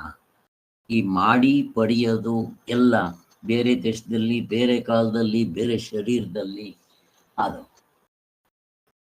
ಇದನ್ನೇ ಅವಿದ್ಯೆಯಿಂದ ಮೃತ್ಯುವನ್ನ ದಾಟಿ ಎಂಬ ಮಂತ್ರ. ಇಲ್ಲಿ ಪೂರ್ತಿ ಅವಿದ್ಯೆ ಅಲ್ಲ, ಕರ್ಮಕಾಂಡದಕ್ಕಿಂತ ಅವನು ಈ ಅವಿದ್ಯೆ ಶ್ವೇಚ್ಛಾ ಪ್ರವೃತ್ತಿಯನ್ನು ಬಿಟ್ಟು ಪ್ರಾಪರ್ ಚಾನಲ್ ಬಂದ, ಪ್ರಾಪರ್ ಚಾನಲ್ ಇಂದ ಮತ್ತೆ ಉಪಾಸನೆಗೆ ಬರ್ತಾನೆ, ಉಪಾಸನೆಯಿಂದ ಜ್ಞಾನಕಾಂಡಕ್ಕೆ ಬರ್ತಾನೆ. ಗ್ರಡೇಷನ್ಸ್. ಮತ್ತೆ ತಿರ್ಗಾ ಅವನು ಪೂರ್ವ ಪಕ್ಷಿ ಬಿಡೋದಿಲ್ಲ, ತಿರ್ಗಾ ಪ್ರಶ್ನೆ ಕೇಳ್ತಾನೆ. ಅವನಿಗೆ ಇಷ್ಟೆಲ್ಲ ಹೇಳಿದ್ರು, ಸ್ವಾಮಿ ಅವಿದ್ಯೆ ಅಂತಂದ್ರೆ ಸಂಭೂತಿ ವಿನಾಶಗಳ ಸಮುಚ್ಚಯವೇ ಎಂದಾದರೆ ಇದು ನಿಜವಾಗಿ ಅವಿದ್ಯೆ ಅಂತ ಆಯ್ತಲ್ಲ. ಅವನದು ಪ್ರಶ್ನೆಗಳು ತುಂಬಾ ಇರ್ತವೆ. ಅಂದ್ರೆ ಅವಂದು ಕರ್ಮ ಉಪಾಸನೆ, ಸ್ವಾಮಿ ನೀವು ಕರ್ಮ ಅಂತನ್ರಿ, ಉಪಾಸನೆ ಅಂತನ್ರಿ, ಎರಡು ಅವಿದ್ಯಾ ಕ್ಷೇತ್ರದಲ್ಲೇ ಇದೆಯಲ್ಲ ಅಂತ ಆ ಒಂದು ಪ್ರಶ್ನೆ. ನಾವೇನ್ ಹೇಳ್ತೀವಿ, ದಡ್ಡ ಕರ್ಮಕಾಂಡ, ಉಪಾಸನ ಕಾಂಡ, ಈವನ್ ಜ್ಞಾನಕಾಂಡವೂ ಕೂಡ ಎಲ್ಲಿದೆ ಸ್ವಾಮಿ ಪ್ರಶ್ನೆ ಕೇಳ್ತಾರೆ. ಅವಿದ್ಯಾ ಕ್ಷೇತ್ರದಲ್ಲೇ ಇದೆ ಸರ್. ಅವಿದ್ಯಾ ಕ್ಷೇತ್ರದಲ್ಲೇ ಇದೆ. ಹೆಂಗಿದೆ, ಅವನು ಇವೆರಡನ್ನೇ ಅವಿದ್ಯೆ ಅನ್ಕೊಂತ ಇದ್ದಾನೆ. ದಡ್ಡ ಮುಂದಿರೋದು ಜ್ಞಾನಕಾಂಡವೂ ಅಷ್ಟೇ ಕಣೋ, ಅವಿದ್ಯಾ ಕ್ಷೇತ್ರದಲ್ಲಿದೆ. ಹೇಗೆ ಹೆಂಗ್ ತಗೊಂಡ್ಬರ್ತಾರೆ, ಇದು ಸ್ವಲ್ಪ ಕನ್ಫ್ಯೂಷನ್ ಆಗುತ್ತೆ. ಇವೆರಡು ಸರಿ, ಅದು ಜ್ಞಾನಕಾಂಡವೂ ಅವಿದ್ಯಾ ಕ್ಷೇತ್ರದಲ್ಲಿ ಹೆಂಗಿದೆ ಅಂತಾರೆ. ನೀವು ಗಾಢನಿದ್ರಲ್ಲಿದ್ದಾಗ ನಾನು ಮುಕ್ತನಾಗಿಲ್ಲ ಹೇಳ್ರಿ ನೋಡೋಣ, ಸಾಧನೆ ಮಾಡಬೇಕು ಹೇಳ್ರಿ ನೋಡೋಣ. ಗಾಢನಿದ್ರೆಯಲ್ಲಿ ಅಂದ್ರೆ ಆತ್ಮನಾಗಿದ್ದಾಗ ಅಲ್ಲಿ ವಿದ್ಯಾ ಅವಿದ್ಯೆಗಳೆಲ್ಲ ವ್ಯವಹಾರ ದೃಷ್ಟಿಯಲ್ಲಿ ಇರೋದು. ಈಗ ನಾನು ಮುಕ್ತನಾಗಿಲ್ಲ, ನಿಮ್ಮ ಅಂತಃಕರಣದಲ್ಲಿ ಪ್ರತ್ಯಯ. ಈಗ ನಾನು ಸಾಧನೆ ಮಾಡಿ ತತ್ವದಲ್ಲಿ ನಿಂತೆ, ರಮಣ ಮಹರ್ಷಿಗಳು, ರಾಮಕೃಷ್ಣ ಪರಮಹಂಸರು, ಅದು ಅಂತಃಕರಣದ ಪ್ರತ್ಯಯ. ಅದಕ್ಕೆ ಏಕಾತ್ಮ ಪ್ರತ್ಯಯ. ಆ ಪ್ರತ್ಯಯ ಆತ್ಮ ಪ್ರತ್ಯಯ ಎಲ್ಲಿದೆ? ಅಂತಃಕರಣದಲ್ಲಿದೆ, ಅಂದ್ರೆ ಮನಸ್ಸಿನಲ್ಲಿದೆ. ಮನಸ್ಸು ಆತ್ಮವೋ ಅನಾತ್ಮವೋ ಮುಗಿದು ಅಲ್ಲಿ ಇದ್ರ ಪ್ರಶ್ನೆ ಇಲ್ಲ. ನೀವು ಘಡನಿದ್ರಲ್ಲಿ ಸ್ವಾಮಿ ನೀವು ವಿದ್ಯೆಯಲ್ಲಿದ್ದೀರಾ, ಹಾಗಂದ್ರೆ ಏನು? ವಿದ್ಯಾ ಅವಿದ್ಯೆ ಪ್ರಶ್ನೆ ಇಲ್ಲ, ಆತ್ಮ ಅನಾತ್ಮ ಪ್ರಶ್ನೆ ಇಲ್ಲ. ಯಾಕೆ? ಅಲ್ಲಿ ಇರೋದೇ ಒಂದಾಗಿರುತ್ತೆ, ಆತ್ಮನಾಗಿರುತ್ತೆ, ಅದ್ವೈತ ತತ್ವದಲ್ಲಿರ್ತಾರೆ. ಎರಡನೇ ಪ್ರಶ್ನೆನೇ ಇಲ್ಲ. ಆದ್ರಿಂದ ಅದೆಲ್ಲ ಏನಿಲ್ಲ. ಆತ್ಮನು ಏನವನು? ನಿತ್ಯ ಶುದ್ಧ ಬುದ್ಧ ಮುಕ್ತ ಸ್ವರೂಪ. ಎಲ್ಲ ಅವನೆಲ್ಲ ವಿದ್ಯೆ ತೋರಿಸ್ರಿ, ನೀವು ತಿಳ್ಕೊಳ್ಳಿ ಬಿಡ್ರಿ. ಅವನು ನಿತ್ಯ ಶುದ್ಧ ಬುದ್ಧ ಮುಕ್ತ ಸ್ವರೂಪನು. ಹೇಗಿದೆ? ಇವನು ಅವಿದ್ಯಾವಂತ. ಇವನು ಈ ಮುಸ್ಲಿಮರ ಎಲ್ಲ ತಪ್ಪಾಗಿ ತಿಳ್ಕೊಂಡಿದ್ದಾನೆ. ಇವನ ಅಂತಃಕರಣದಲ್ಲಿ ಸಂಸ್ಕಾರಗಳಿದೆ. ಯಾವುದು? ಪ್ರಾರಬ್ಧ ಕರ್ಮ, ಸಂಚಿತ ಕರ್ಮ, ಆಗಾಮಿ ಕರ್ಮ. ಇವು ಶರೀರ ಬರೋದಕ್ಕಿದೆ ಕಾರಣ. ಮತ್ತೇನ್ ಮಾಡ್ಬೇಕು? ಜ್ಞಾನದಿಂದ, ಜ್ಞಾನಾಗ್ನಿಯಿಂದ ಇದೆಲ್ಲ ಸುಟ್ಟು ಭಸ್ಮ ಆಗ್ಬಿಡುತ್ತೆ. ಅವನಿಗೆ ಸಂಚಿತ ಕರ್ಮ ಇರುತ್ತಾ? ಹೋಗ್ಲಿ, ಪ್ರಾರಬ್ಧ ಕರ್ಮ ಇರುತ್ತಾ? ಬ್ರಹ್ಮಜ್ಞಾನಿಗೆ ಪ್ರಾರಬ್ಧ ಕರ್ಮ ಇದೆ ಅನ್ನೋದು ನನ್ನ ಪ್ರಾರಬ್ಧ. ಹೆಂಗೆ ಹಾಸ್ಯವಾಗಿ ತಗೊಂಡೋಗ್ತಾರೆ ನೋಡಿ, ಎಂಥದ್ದು ಇಲ್ಲ. ಅದಕ್ಕೋಸ್ಕರನೇ ಆತ್ಮನಲ್ಲಿ ವಿದ್ಯೆಗಳ ಪ್ರಶ್ನೆ ಇಲ್ಲ. ಹೇಗಿದೆ? ಈವನ್ ಶ್ರವಣವೂ ಕೂಡ ಮನನ ನಿಧಿಧ್ಯಾಸನ. ಅದನ್ನೇ ಅವನು ಪ್ರಶ್ನೆ ಕೇಳ್ತಾನೆ. ಅಲ್ರಿ,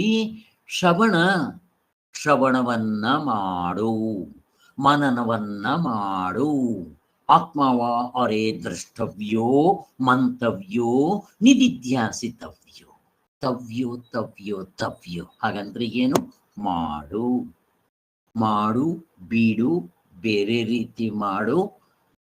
ಇದು ಅವಿದ್ಯೆನೇ ಆಯ್ತು. ಇದೇನಾಯ್ತು? ಏನಾಯ್ತಿದು? ಮಾಡಿ ಪಡೆಯೋದಾಯ್ತು. ಕರ್ಮಕಾಂಡ, ಜ್ಞಾನ ಉಪಾಸನಾ ಕಾಂಡದ ತರ ಇದು ಕೂಡ ಕರ್ತೃತಂತ್ರ ಸಾಧನೆ ಆಗೋಯ್ತು. ನೀವೇನ್ರಿ ವರ್ತುತಂತ್ರ ಅಂತೀರ? ಪ್ರಶ್ನೆ ಕೇಳ್ತಾ ಇದ್ದೆ. ಯಾರಾದ್ರೂ ಉತ್ತರ ಕೊಡ್ರಿ. ಗೋಪಾಲ್ ಅವರು, ವಿಶಾಲ ಅವರು, ಅಥವಾ ಮೀನಾಕ್ಷಮ್ಮ, ಪ್ರತಿಭಾ, ಯಾರಾದ್ರೂ ಕೊಡ್ರಿ. ಮೀನಮ್ಮ ಯಾರಾದ್ರೂ? ಪಾಪ ಮೀನಮ್ಮನ ಕಷ್ಟ ಇರ್ಬೋದು. ಎಲ್ಲಿ ಯಾರಾದ್ರೂ ಸ್ವಲ್ಪ ಉತ್ತರ ಕೊಡ್ರಿ ನೋಡೋಣ. ಈಗಿದು ಶ್ರವಣಮನನ ಧ್ಯಾನವೂ ಕೂಡ ಕರ್ತೃತಂತ್ರ ಆಗ್ಲಿಲ್ವಾ? ವಸ್ತುತಂತ್ರ ಅಂತ ಹೇಳ್ತೀರಾ? ಹೇಗೆ? ಶ್ರವಣವನ್ನ ಮಾಡು. ನಾನು ಬೇಕಾದ್ರೆ ಮಾಡ್ಬೋದು. ಶ್ರವಣ ಅಂದ್ರೆ ಕಿವಿಯಿಂದ ಕೇಳೋದು. ಮಾಡ್ಬೋದು, ಇಲ್ಲ ಬಿಡ್ಬೋದು, ಅಥವಾ ತಪ್ಪಾಗಿ ಮಾಡ್ಕೋಬಹುದು. ಹೇಳ್ರಿ. ಮನನ ನಾನು ತಪ್ಪಾಗಿ ಅದನ್ನ ಮಾಡ್ಕೋಬಹುದು. ಧ್ಯಾನ, ನಿಧಿಧ್ಯಾಸನ, ಧ್ಯಾನ ಮಾಡು, ಅಲ್ಲೇ ಹೇಳ್ತಾ ಇದೆಯಲ್ಲ. ಇದಕ್ಕೇನು ಉತ್ತರ ಕೊಡ್ತೀರಿ ನೀವು? ವಿಶಾಲ ಹೇಳಿಮ್ಮ. ಅಂದ್ರೆ ಇದು ವಸ್ತುತಂತ್ರನು ತಪ್ಪು ಅಂತಾನ ಸರ್ ನೀವು ಕೇಳ್ತಾ ಇರೋದು? ನಾನ್ ಪ್ರಶ್ನೆ ಕೇಳ್ತಾ ಇದ್ದೀನಿ. ಈಗ ಅವನು ಕೇಳ್ತಾ ಇದ್ದ ನಿಮಗೆ ನೀವ್ ಏನ್ ಹೇಳ್ತೀರಾ? ಶ್ರವಣ ಮನನ ಧ್ಯಾನ ವಸ್ತುತಂತ್ರ ಅಂತ ಹೇಳ್ತಾ ಇದ್ದೀರಾ. ನಾನು ಹೇಳ್ತೀನಿ ಕರ್ತೃತಂತ್ರ ಅಂತ ಅವನು ಪೂರ್ವ ಪಕ್ಷಿ ಹೇಳ್ತಾ ಇದ್ದಾನೆ. ಉತ್ತರ ಕೊಡ್ರಿ. ಕರೆಕ್ಟ್ ಅವ್ನು ಹೇಳೋದು. ಏನ್ ಹೇಳ್ತೀರಾ ಇದಕ್ಕೆ? ಹೋಗ್ಲಿ, ಬೇರೆಯವ್ರು ಹೇಳಿ. ಯಾರಾದ್ರೂ ಬೇರೆಯವ್ರು ಇದ್ದಂಗೆ ತಿಳ್ಕೊಳ್ಳೋದು ಸರ್. ಇದನ್ನ ಇದ್ದಂಗೆ ತಿಳ್ಕೊಳ್ಳೋದು ಕರೆಕ್ಟ್. ವಸ್ತುತಂತ್ರ. ಇದನ್ನಿದ್ದಂಗೆ ವಸ್ತುತಂತ್ರ ಸರಿ. ಈಗ ನಾನ್ ಕೇಳ್ತೀನಿ, ಶ್ರವಣವನ್ನ ಮಾಡು, ಶಾಸ್ತ್ರದಲ್ಲಿ ಹೇಳಿರ್ದಂಗೆ ಹೇಳ್ತಾ ಇರೋದು. ಮನನವನ್ನ ಮಾಡು ಬಿಡು ಅನ್ನೋದು ಕರ್ತೃತಂತ್ರ ಸಾಧನೆ ಅಲ್ವಾ ಅಂತ ಅವನು ಪ್ರಶ್ನೆ ಕೇಳ್ತಾನೆ. ಅದಕ್ಕೆ ನಿಂಬುತ್ತರ ಸೇರೋಗುದಿಲ್ಲ. ಅದಕ್ಕೆ ಸರಿಯಾದ ಉತ್ತರ ಕೊಡ್ಬೇಕು ಅವನಿಗೆ. ಅವನು ಕೇಳೋ ಪ್ರಶ್ನೆ ಕರೆಕ್ಟ್ ಆಗಿದೆ. ಸೆಂಟೆನ್ಸ್ ಕ್ರಿಯಾಪದ ಇಲ್ದಿರ ಹೇಳಕ್ ಆಗೋದೇ ಇಲ್ಲ ಸರ್. ಅದರಿಂದ ಮಾಡು ಅಂತ ಇದ್ದಾರೆ. ಮಾಡು ಅಂತ ಅಲ್ಲ ಸರ್, ಅಲ್ಲ ಅರ್ಥ. ಆತ್ಮನನ್ನ ತಿಳ್ಕೊ ಅಂತ ಅರ್ಥ ಸರ್. ಇವಾಗ ಅನ್ನ ಮಾಡು ಅಂತ ಹೇಳ್ತಾರೆ. ಅನ್ನ ಮಾಡೋದು ಇರುತ್ತ ಸರ್? ಅಲ್ಲಿ ಅಕ್ಕಿ ತಗೊಂಡು ನಾವು ಬೇಯಿಸ್ಬೇಕು, ನೀರ್ ಹಾಕ್ಬೇಕು, ಅಲ್ಲಿ ಅನ್ನ ಮಾಡೋದು. ಅನ್ನವನ್ನ ಮಾಡೋದು ಅಂತ ಇರಲ್ವಲ್ಲ ಸರ್? ಅದೇ ತರ ಇಲ್ಲಿ ಶ್ರವಣ ಮಾಡು ಅಂತ ಬಂದಿದೆ ಅಷ್ಟೇ ಸರ್. ಕ್ರಿಯಾಪದ ಇಟ್ಕೊಂಡೇ ಸೆಂಟೆನ್ಸ್ ಹೇಳ್ಬೇಕಾಗುತ್ತೆ. ಸರಿ, ಹಾಗಲ್ಲ ಅರ್ಥ ಇಲ್ಲಿ. ಅದಕ್ಕೆ ಸರಿ, ಇದು ತಿಳುವಳಿಕೆ ಇದೆ ಸರ್. ಇದು ಕ್ರಿಯಾ ಅಲ್ಲ, ತಿಳುವಳಿಕೆ ಇದೆ ಇದು. ಸೊ ಎಲ್ಲಿ ತಿಳುವಳಿಕೆ ಬರುತ್ತೋ ಅಲ್ಲಿ ಕಾರ್ಯ ಕ್ರಿಯಾ ಆತರ ಇರೋದೇ ಇಲ್ಲದ ಸರ್? ಹಾಗಲ್ಲ. ಈಗ ಹಗ್ಗವನ್ನ ನೋಡು, ಕರ್ತೃತಂತ್ರನ ವಸ್ತುತಂತ್ರನ? ಪ್ರಶ್ನೆ. ಹಗ್ಗವನ್ನ ನೋಡು, ಬೇಕಾದ್ರೆ ನಾನು ನೋಡ್ತೀನಿ, ಇಲ್ದ್ರೆ ಬಿಡ್ತೀನಿ. ಕರ್ತೃತಂತ್ರ ಆಗೋಯ್ತು. ನೀವು ವಸ್ತುತಂತ್ರ ತಾನೇ ಹೇಳೋದು. ಕರೆಕ್ಟ್ ತಾನೆ? ಈಗ ನೋಡು ಸರ್, ನೋಡೋದು ಮತ್ತೆ ತಿಳ್ಕೊಳ್ಳೋದು ಬೇರೆ ಬೇರೆ ತರ ಆಗತ್ತಲ್ಲ ಸರ್? ನೋಡೋದು ಬೇರೆ, ಅಲ್ಲಿಗೆ ತಿಳ್ಕೊಳ್ಳೋದು ಬೇರೆ. ಕರೆಕ್ಟು. ನೋಡು ಅಂತಂದಿದ ತಕ್ಷಣ ಕ್ರಿಯೆ ತಾನೆ. ಅಲ್ಲಿ ಕ್ರಿಯೆ ಇದ್ದ ಮೇಲೆ ವಸ್ತುತಂತ್ರ ಹೇಗಾಗುತ್ತೆ? ಈಗ ಅವನಿಗೆಲ್ಲೋ ನೋಡ್ತಾ ಇದ್ದವನಿಗೆ ಅಲ್ಲಲ್ಲ ಕಣೋ ಇಲ್ಲಿ ನೋಡು ಅಂತ ಅವನು ಟಾರ್ಚ್ ಹಾಕಿ ತೋರಿಸ್ಬೇಕಾದ್ರೆ ಅವನು ಹೊರಗಡೆನು ಆ ಕಡೆ ಬೇರೆ ಕಡೆ ನೋಡ್ತಾ ಇರೋವರನ್ನ ಇಲ್ಲಿ ನೋಡು ಅಂತ ಹೇಳೋಷ್ಟು ಕರ್ತೃತಂತ್ರ ಇದೆ. ಬಟ್ ಅಲ್ಲಿ ನಿನಗೆ ಇಲ್ಲಿ ನೋಡು ಅಂತ ಹೇಳಿದ್ದು ಕರ್ತೃತಂತ್ರವೇ. ಅವನು ಹಗ್ಗ ಅಂತ ಜ್ಞಾನ ಮಾಡ್ಕೊಂತಾನಲ್ಲ, ಅವನು ಆ ಜ್ಞಾನ ಇದೆಯಲ್ಲ, ಅದು ವಸ್ತುತಂತ್ರ. ಅರ್ಥ ಆಯ್ತಾ? ನಾವು ಪ್ರಪಂಚದ ಕಡೆ ನೋಡ್ತಾ ಇರ್ತೀವಿ. ಶಾಸ್ತ್ರ ಪ್ರಪಂಚದ ಕಡೆ ನೋಡೋದನ್ನ ಬಿಡೋ, ಈ ಕಡೆ ನೋಡು ಅಂತರ್ಮುಖತ್ವವಾಗೋ ಅನ್ನೋಷ್ಟು ಕರ್ತೃತಂತ್ರ ಇದೆ, ಒಪ್ಕೊಂತೀವಿ. ವರ್ಡ್ ಆ ಪದಗಳಲ್ಲೂ ಅದೇ ಅರ್ಥ ಬರುತ್ತೆ, ಕರೆಕ್ಟ್. ಹೊರಗಡೆ ನೋಡ್ತಾ ಇರೋರನ್ನ ಒಳಗಡೆ ನೋಡು, ಹೇಗೆ ಹಗ್ಗವನ್ನ ಇಲ್ಲಿ ನೋಡು ಅನ್ನೋಷ್ಟು. ಹಾಗೆ ಒಳಗಡೆ ನೋಡೋದಕ್ಕೆ ನಮ್ಗೆ ದೇವರು ಇಂದ್ರಿಯಗಳನ್ನ ಹೊರಗಡೆ ಸೃಷ್ಟಿ ಮಾಡಿಟ್ಟಿದ್ದಾನೆ. ಅಂತಃಕರಣ ಅಂತ ಹೇಳ್ತಾರೆ, ಅದು ಒಳಗಡೆ ಯಾವತ್ತೂ ಇಲ್ಲ, ಅದು ಹೊರಗಡೆನೇ ಇರುತ್ತೆ ಯಾವಾಗ. ಸ್ವಾಮಿಗಳು ಕ್ಲೀನಾಗಿ ಹಾಸ್ಯ ಮಾಡಿದ್ದಾರೆ. ಮೊದಲನೇ ಪುಸ್ತಕ ಅಂತಃಕರಣ ಅಂತ ಬರೆದಿದ್ದಾರೆ, ಅದರಲ್ಲಿ ಯಾವುದೋ ಅಧ್ಯಾತ್ಮವೆಂದ್ರೇನು ಪ್ರಶ್ನೆಗಳ ರೂಪದಲ್ಲಿ 35 ಪೇಜ್ ಕಳಿಸಿದ್ದೆ ಮೀನಮ್ಮನಿಗೆ, ಓದಿರ್ಬೇಕೇನು ಗೊತ್ತಿಲ್ಲ. ಆದ್ದರಿಂದ ಅಲ್ಲಿ ಅಂತಃಕರಣ, ಅದಕ್ಕೆ ಅದ್ರ ಹೆಸರೇ ಅಂತ ಒಳಗಡೆ, ಆದರೂ ಅದು ಹೊರಗಡೆ ನೋಡ್ತಾ ಇರುತ್ತೆ. ಈಗೇನಾಗುತ್ತೆ ನಮ್ಗೆ ಅದರ ನಿಜವಾದ ಕೆಲಸ ಒಳಗಡೆ ನೋಡ್ಬೇಕಾಗುತ್ತೆ. ಈಗ ನಾವು ಒಳಗಡೆಗೆ ತಿರುಗಿಸ್ತೀವಿ, ಕಣ್ಣು ಈ ಕಡೆ ಇರೋದನ್ನ ಕಿತ್ತಿ ಒಳಗಡೆ ಹಿಡಿದಲ್ಲ. ಧ್ಯಾನ ಯೋಗದಲ್ಲಿ ಹೇಳಿದ್ರಲ್ಲ, ಹಂಗಲ್ಲ. ನಾನು ಪ್ರಪಂಚದ ಕಡೆ ಇದ್ದದ್ದನ್ನ ನಾನು ಈ ಕಡೆ ಒಳಗಡೆ ನೋಡೋದನ್ನ ತೋರಿಸುತ್ತೆ. ಉಪನಿಷತ್ತುಗಳೆಲ್ಲ ಮಾಡ್ತಾ ಇರೋದು ಅದೇ. ಆಗ ನನಗೇನಾಗುತ್ತೆ, ಅಷ್ಟಂತೂ ಕರ್ತೃತಂತ್ರ ಇದ್ದೇ ಇದೆ. ಆದ್ಮೇಲೆ ಮಿಕ್ಕಿರೋದು ಜ್ಞಾನ ಆಗೋದಿರುತ್ತಲ್ವ, ಅದು ನನ್ನ ಕೈನಲ್ಲಿರುತ್ತೆ. ನೀವು ಹೇಳಿದಿರಲ್ಲ ಶ್ರೀಧರ್ ಅವರು, ಜ್ಞಾನ ಆಗೋದು ನನ್ನ ಕೈನಲ್ಲಿ, ಅದನ್ನು ಮಾತ್ರ ವಸ್ತುತಂತ್ರ ಅಂತ ಹೇಳೋದು. ಅವನು ಹೇಳಿರೋ ಪಾಯಿಂಟ್ನಲ್ಲಿ ಕರೆಕ್ಟ್ ಆಗಿದೆ. ಅದರಿಂದ ನಾವು ಹೀಗೆ ಅರ್ಥ ಮಾಡ್ಕೋಬೇಕು. ಸ್ವಾಮಿಗಳು ಬೇಕಾದಷ್ಟು ಕಡೆ ಬರೆದಿದ್ದಾರೆ, ಹಿಂದೆ ಕೂಡ ನಾನು ಬೇಕಾದಷ್ಟು ಸಲ ಹೇಳಿದ್ದೀನಿ, ಮರಿಬಾರ್ದು. ಇರ್ಲಿ, ಅಲ್ಲಿಗೆ ಇಲ್ಲಿ ಯಾಕೆ ಹೇಳಿದೆ ಇದನ್ನ ಇಷ್ಟು ಅಂತಂದ ಅಂದ್ರೆ, ಇಲ್ಲಿ ಆ ಸಾಧಕನಿಗೆ ಸಂಸ್ಕಾರ ಉಂಟಾಗಿ ಈ ಕರ್ಮಫಲದ ರಾಗ, ಅದ್ರ ಬೇಕು ಬೇಡ ಮತ್ತು ಇವನ್ನೆಲ್ಲ ಅನಿತ್ಯ ಅಂತ ಚೆನ್ನಾಗಿ ಮೆಲ್ಕು ಹಾಕಿ ನಾನು ಹೊರಗಡೆ ನೋಡ್ತಾ ಇರೋನು ಒಳಗಡೆ ನೋಡೋದಕ್ಕೆ ಮಾಡ್ತೀವಿ. ಈ ವೇದಾಂತಕ್ಕೆ ಬರೋದು ಅಂದ್ರೆ ಅದೇ, ಆತ್ಮನ ಕಡೆ ನಮ್ಮ ಮನಸ್ಸು ಮೂರೊತ್ತು ಆ ಕಡೆ ತಿರ್ಗ್ಸಕ್ಕೆ ಪ್ರಯತ್ನ ಮಾಡ್ತಾರೆ. ಹೀಗೆ ಹೊರಮುಖವೆಂಬುದೆಂಬ ಸಾಧ್ಯ ಸಾಧನ ನೈಷಧಗಳ ರೂಪದಿಂದ ಮೃತ್ಯುವನ್ನು ದಾಟುವುದೆಂಬ ಫಲ ಉಂಟಾಗುವುದು.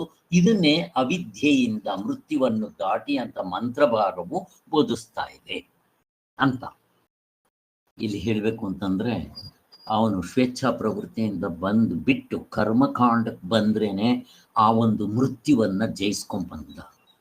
ಇಲ್ಲಿ ಕರ್ಮಕಾಂಡದಿಂದ ಉಪಾಸನ ಕಾಂಡಕ್ಕೆ ಬಂದ್ರೆ ಈ ಒಂದು ಮೃತ್ಯುವನ್ನ ಬಿಟ್ಟು ಇನ್ನೂ ಒಂದು ಗ್ರೇಟ್ ಸ್ಟೇಟ್ ಬಂದ. ಉಪಾಸನೆಯನ್ನ ಬಿಟ್ಟು ಜ್ಞಾನಕಾಂಡಕ್ಕೆ ಬಂದಾಗ ಇದು ಒಂದು ಮೃತ್ಯು ಅಂತ ಹೇಳಿ ಇನ್ನೂ ಮೇಲಕ್ಕೆ ಬಂದ. ಜ್ಞಾನಕಾಂಡದಲ್ಲಿ ಸಾಧನೆ ಮಾಡಿ ಅಲ್ಲಿ ತತ್ವದಲ್ಲಿ ನಿಂತಾಗ ಅವನು ಮತ್ತಿನ್ಯಾವುದು ಯಾವ ಮೃತ್ಯುನು ದಾಟಬೇಕಾಗಿಲ್ಲ, ಅವನ ತತ್ವವನ್ನು ತಿಳ್ಕೊಂಡ್ಬಿಡ್ತಾನೆ ಅನ್ನೋದಿಷ್ಟು.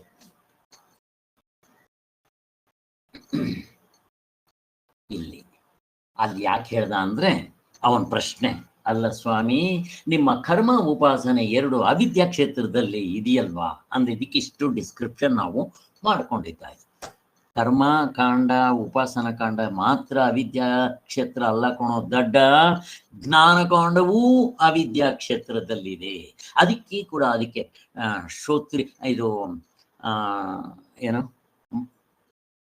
ಮಂಥವ್ಯೋ ನಿಧಿಧ್ಯಾಸಿತವ್ಯೋ ಅಂತ ಹೇಳಿದಾಗ್ಲೂ ಕೂಡ ಅದು ಕೂಡ ಮಾಡಿ ಪಡೆಯೋ ಥರ ಕಾಣ್ತಾ ಇರುತ್ತೆ ಅಂತ ಹೇಳಿ ಅದು ಕೂಡ ಎಲ್ಲ ಅವಿದ್ಯಾ ಕ್ಷೇತ್ರದಲ್ಲಿ ಇದೆ ಅನ್ನೋದು ನಮ್ಗೆ ಇವಾಗ ಸ್ಪಷ್ಟ ಆಯಿತು.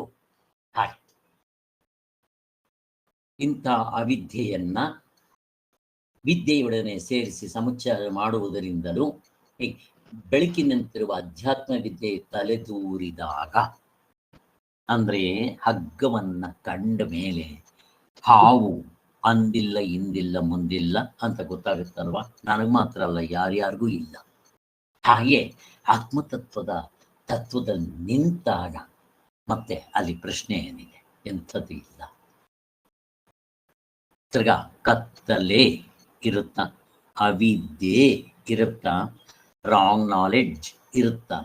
ಹಗ್ಗಂತ ತಿಳ್ಕೊಂಡ್ಮೇಲೆ ಹಾವು ಅನ್ನೋದು ರಾಂಗ್ ನಾಲೆಡ್ಜ್ ಇರೋದಿಲ್ಲ.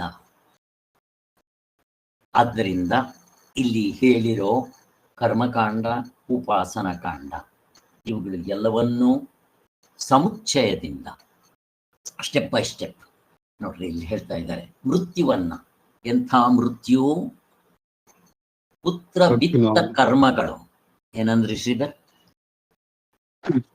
ಇಲ್ಲ ಏನಿಲ್ಲ ಏನಿಲ್ಲ. ಅದೇ ಇಲ್ಲಿ ಪುತ್ರೈಷಣೆ, ವಿತ್ತೈಷಣೆ, ಲೋಕೈಷಣೆ, ಈ 3 ಏಷಣೆಗಳು ಇವು ಇಲ್ಲೂ ಕೂಡ ನನಗೆ ವಿರಕ್ತಿ ಬರಬೇಕು. ಅಂದ್ರೆ ಈ ನಿತ್ಯ ಅನಿತ್ಯ ವಸ್ತುಗಳು ವಿವೇಕ ಮಾಡುವಾಗ ಈ ಲೋಕದಲ್ಲಾಗ್ಲಿ ಪರಲೋಕದಲ್ಲಾಗ್ಲಿ ಮತ್ತೆ ನನಗೆ ಇಲ್ಲಿ ಯೋಗಕ್ಷೇಮಗಳ ವಿಚಾರವಾಗಿ ಲೌಕಿಕವಾಗ್ಲಿ ವೈದಿಕವಾಗ್ಲಿ ನನಗೆ ಪಾರಮಾರ್ಥಿಕವಾಗ್ಲಿ ಯಾವುದರಲ್ಲೂ ನನಗೆ ಇದಿರಬಾರ್ದು ಆಸೆ. ಹಾಗೆ ಯೋಗ ಕ್ಷೇಮ, ಯೋಗ ಅಂದ್ರೆ ಕೂಡಕೊಳ್ಳೋದು, ಕ್ಷೇಮ ಅಂದ್ರೆ ಅದನ್ನ ಅನುಭವಿಸೋದು, ಇದು ಕೂಡ ಇರಬಾರ್ದು. ನಮ್ಗೆ ಅದು ಹೋಗ್ಬೇಕು ಅಂತ ಆ ಥರ. ಅದರಿಂದ ಇವೆಲ್ಲ ಕೂಡ ಹೆಣ್ಣು ಹೊನ್ನು ಮಣ್ಣು, ಪುತ್ರೈಷಣೆ, ವಿತ್ತೈಷಣೆ, ಲೋಕೈಷಣೆ, ಇವೆಲ್ಲ ಈ ಲೋಕದಲ್ಲಾಯ್ತು, ಆ ಲೋಕದಲ್ಲಾಯ್ತು. ಇಲ್ಲೂ ಕೂಡ ನನಗೆ ವೈರಾಗ್ಯ ಬರಬೇಕು ಅಂತ. ನಚಿಕೇತನಿಗೆ ವೈರಾಗ್ಯ ಬಂದಿತ್ತು, ಅದಕ್ಕೆ ಅವನ ಜ್ಞಾನವನ್ನ ಬೋಧನೆ ಮಾಡಿತ್ತು. ಇದನ್ನೆಲ್ಲ ನಾವು ಚೆಕ್ ಮಾಡ್ಕೋಬೇಕು, ನಮ್ಗಿವೆಲ್ಲ ಹೋಗ್ಬೇಕು. ಇವು 3 ದಾಟಿದವನಿಗೆ ಉಪನಿಷತ್ತುಗಳ ಉಪದೇಶದಿಂದ ವಿದ್ಯೆ ಹತ್ತುತ್ತೆ, ಅವನಿಗೆ ಸರಿಯಾಗಿ ಅರ್ಥ ಆಗುತ್ತೆ. ಆದ್ದರಿಂದ ವಿದ್ಯೆಯನ್ನು ಅವಿದ್ಯೆಯನ್ನು ಯಾವನಿಗೆ ಒಟ್ಟಿಗೆ ತಿಳಿತಾನೋ ಅವನಿಗೆ ಅವಿದ್ಯೆನೂ ಗೊತ್ತು, ಅನಿತ್ಯ ವಸ್ತು ಅಂದ್ರೆ ಏನು ಗೊತ್ತು ಅವನಿಗೆ. ಕೊನೆಗೆ ಅದನ್ನ ಸಾರ್ವತ್ರಿಕ ಪೂರ್ಣಭಾವದಿಂದ ಆತ್ಮತತ್ವ ಅಂದ್ರೆ ಏನು ಗೊತ್ತಾಗ್ಬಿಟ್ಟಿದ್ದ. ಅವನಿಗೆ ಸ್ಯಾಂಪಲ್ ತೋರಿಸ್ಬಿಟ್ಟಿರ್ತಾರೆ. ತೋರಿಸಿದಾಗ ಅರ್ರೇ ನನ್ಗೆ ಅದೇ ಬೇಕು ಅಂತ ಅವನು ಸಾಧನೆ ಮಾಡೋದಿಕ್ಕೆ ಅವನು ಪಣ ತಟ್ಟುತ್ತಾನೆ, ತನ್ನ ಜೀವನವನ್ನ ಅದಕ್ಕಾಗಿ ಮೀಸಲಾಗಿಡ್ತಾನೆ ಅಂತ. ಇದು ಒಂದೇ ಕಾಲದಲ್ಲಿ ಒಬ್ಬನಿಗೆ ವಿದ್ಯೆ ಅವಿದ್ಯೆ ಎರಡೂ ಆಗಲ್ಲ ಅಲ್ವಾ ಅಂತ ಹೇಳ್ತಾ ಇರೋದು. ಹೌದು, ಈಗ ನಾನು ಹಾವು ಅಂತ ತಿಳ್ಕೊಂಡಾಗ ಅವಿದ್ಯೆ, ನನಗೆ ಅದು ಹಗ್ಗ ಅಂತ ನೋಡಿದಾಗ ವಿದ್ಯೆ ಬಂದಿದ ತಕ್ಷಣ ಅವಿದ್ಯೆಯಲ್ಲಿ ಅಡ್ರೆಸ್ ಇರಲ್ಲ, ಸೂರ್ಯನಲ್ಲಿ ಕತ್ಲೆ ಇರೋಲ್ಲ. ಹಾಗೆ ಆ ಥರ ಅಷ್ಟೇ ಅಲ್ವಾ? ಹಾಗೆ ವಿದ್ಯಾ ಅವಿದ್ಯೆಗಳು ಎಗನೆಷ್ಟು ತುಂಬ ಒಂದಕ್ಕೊಂದು ಎರಡೂ ಒಟ್ಟಿಗೆ ಇರುತ್ತೇನೋ, ಬೇರೆ ಬೇರೆ ಸಮಯದಲ್ಲಿ ಇರ್ಬೋದು. ಈಗ ನೋಡ್ರಿ, ನಾನು ಹಾವು ಅಂತ ತಿಳ್ಕೊಂಡಿದ್ದೀನಿ, ಹಗ್ಗ ಅಂತ ಗೊತ್ತಾದ್ಮೇಲೆ ಅಲ್ಲಿ ಆ ವಿದ್ಯೆ ಇರುತ್ತಾ? ಇರೋದಿಲ್ಲ. ಈಗ ನಾನು ಹಾವು ಅಂತ ತಿಳ್ಕೊಂಡಾಗ ಹೆದರ್ಕೊಂತ ಇದ್ದೆ ಆ ಕಾಲ, ಆಮೇಲೆ ಯಾರೋ ಬಂದು ಟಾರ್ಚ್ ಹಾಕಿ ತೋರಿಸಿದ್ರು. ಸಮಯ ಇರ್ಬೋದು, ದೇಶ ಬೇರೆ ಇರ್ಬೋದು, ಕಾಲ ಬೇರೆ ಇರ್ಬೋದು, ಮತ್ತೆ ಅಲ್ಲಿ ತಿಳ್ಕೊಂಡ್ಮೇಲೆ ಮುಗಿದೋಯ್ತು. ತಿರ್ಗ ಎಲ್ಲಿರುತ್ತಲ್ಲಿ ಇಲ್ಲ. ಅದಕ್ಕೆ ಇವೆರಡು ತುಂಬಾ ಎಗನೆಸ್ಟ್, ಆಪೋಸಿಟ್ ಆಗಿರೋದು. ಎರಡು ಜೊತೆನಲ್ಲಿರಕ್ ಬರೋದಿಲ್ಲ. ಬೆಳಕು ಕತ್ಲೆ ಜೊತೆಯಲ್ಲಿ ಇರುತ್ತೇನೋ ಇರಲ್ಲ, ಹಂಗೆ ಅಂತ ಹೇಳ್ತಾ ಇದ್ದಾರೆ.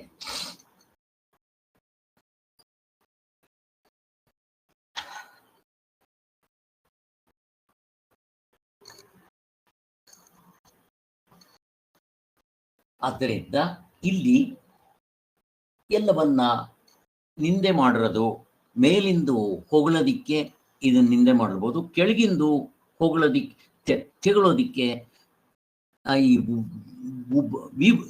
ಉಪಾಸನೆಯನ್ನ ಹೋಗ್ಲಿಕ್ತಿರ್ತಾರೆ. ಇದು ನಿಮ್ಗೆ ಅರ್ಥ ಮಾಡ್ಕೊಂಡ್ರೆ ಮುಂದಕ್ಕೆ ಹೋಗೋಣ.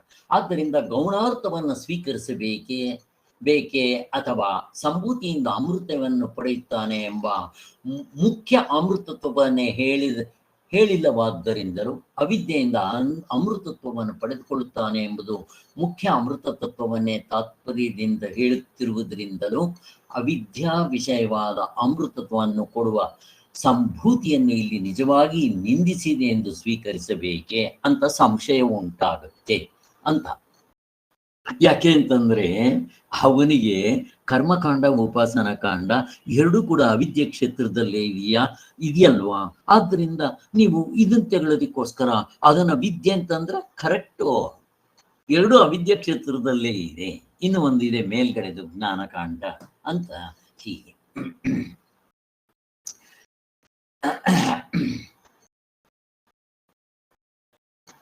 ಆದ್ದರಿಂದ ಇಲ್ಲಿ ಸಂಭವವನ್ನ ಅಂದ್ರೆ ಹುಟ್ಟುವಿಕೆಯನ್ನ ಅಲ್ಲಗಳೆದಿದೆ. ಹಾವು ಹುಟ್ಟಿದೆಯಾ ಸ್ವಾಮಿ? ಇಲ್ಲ, ಹಾವು ಯಾವತ್ತೂ ಹುಟ್ಟಿಲ್ಲ. ಹಾಗೆ ಈ ಪ್ರಪಂಚದ ಒಳಗಡೆ ಇರೋ ಅರ್ಧ ಡಜನ್ ಯಾವತ್ತಾದ್ರೂ ಹುಟ್ಟಿದ್ಯಾ? ಇಲ್ಲ. ಆತ್ಮ ತಿಳ್ಕೊಂಡಾಗ ಇಲ್ಲ, ಅಷ್ಟೇ. ನೆಕ್ಸ್ಟ್, ಜನ್ಮಕ್ಕೆ ಕಾರಣವನ್ನು ಶ್ರುತಿ ಅಲ್ಲಗಳೆಯುತ್ತಿದೆ. ಇಲ್ಲಿ ನಮಗೆ ಜನ್ಮ, ಈಗ ಹಾವು ಇದೆ, ಅದರ ಜನ್ಮಕ್ಕೆ ಕಾರಣ ಯಾವುದು? ಹಗ್ಗ. ಹಗ್ಗ ಅಲ್ಲಿ ಇದ್ರೇನೆ ನಾನು ತಪ್ಪಾಗಿ ತಿಳ್ಕೊಳ್ಳೋದಕ್ಕೆ ಸಾಧ್ಯ. ನಾನು ಈ ಶರೀರವನ್ನ ನಾನು ಅಂತ ತಪ್ಪಾಗಿ ತಿಳ್ಕೊಳ್ಳೋದಿಕ್ಕೆ ಇದರ ಹಿಂದೆಗಡೆ ಹಗ್ಗದ ಥರ ಆತ್ಮ ಇರಲೇಬೇಕು. ಅದನ್ನ ಸತ್ಯ ಅಂತೀವಿ. ಇದು ಅನೃತ. ನನ್ಗದು ಸತ್ಯ ಗೊತ್ತಿಲ್ದಿದ್ದಾಗ ಇದೇ ಸತ್ಯವಾಗಿ ಹಿಡ್ಕೊತೀನಿ. ವಿಚಾರ ಮಾಡಬೇಕು ವಿವೇಕದಿಂದ, ಇದು ಗುರುನೇ ತೋರಿಸ್ಬೇಕು ಶಾಸ್ತ್ರದಿಂದ, ಹಾಗೆ ಅನ್ನೋದು ನಮ್ಗೆ ಅರ್ಥ ಆಗಿದೆ.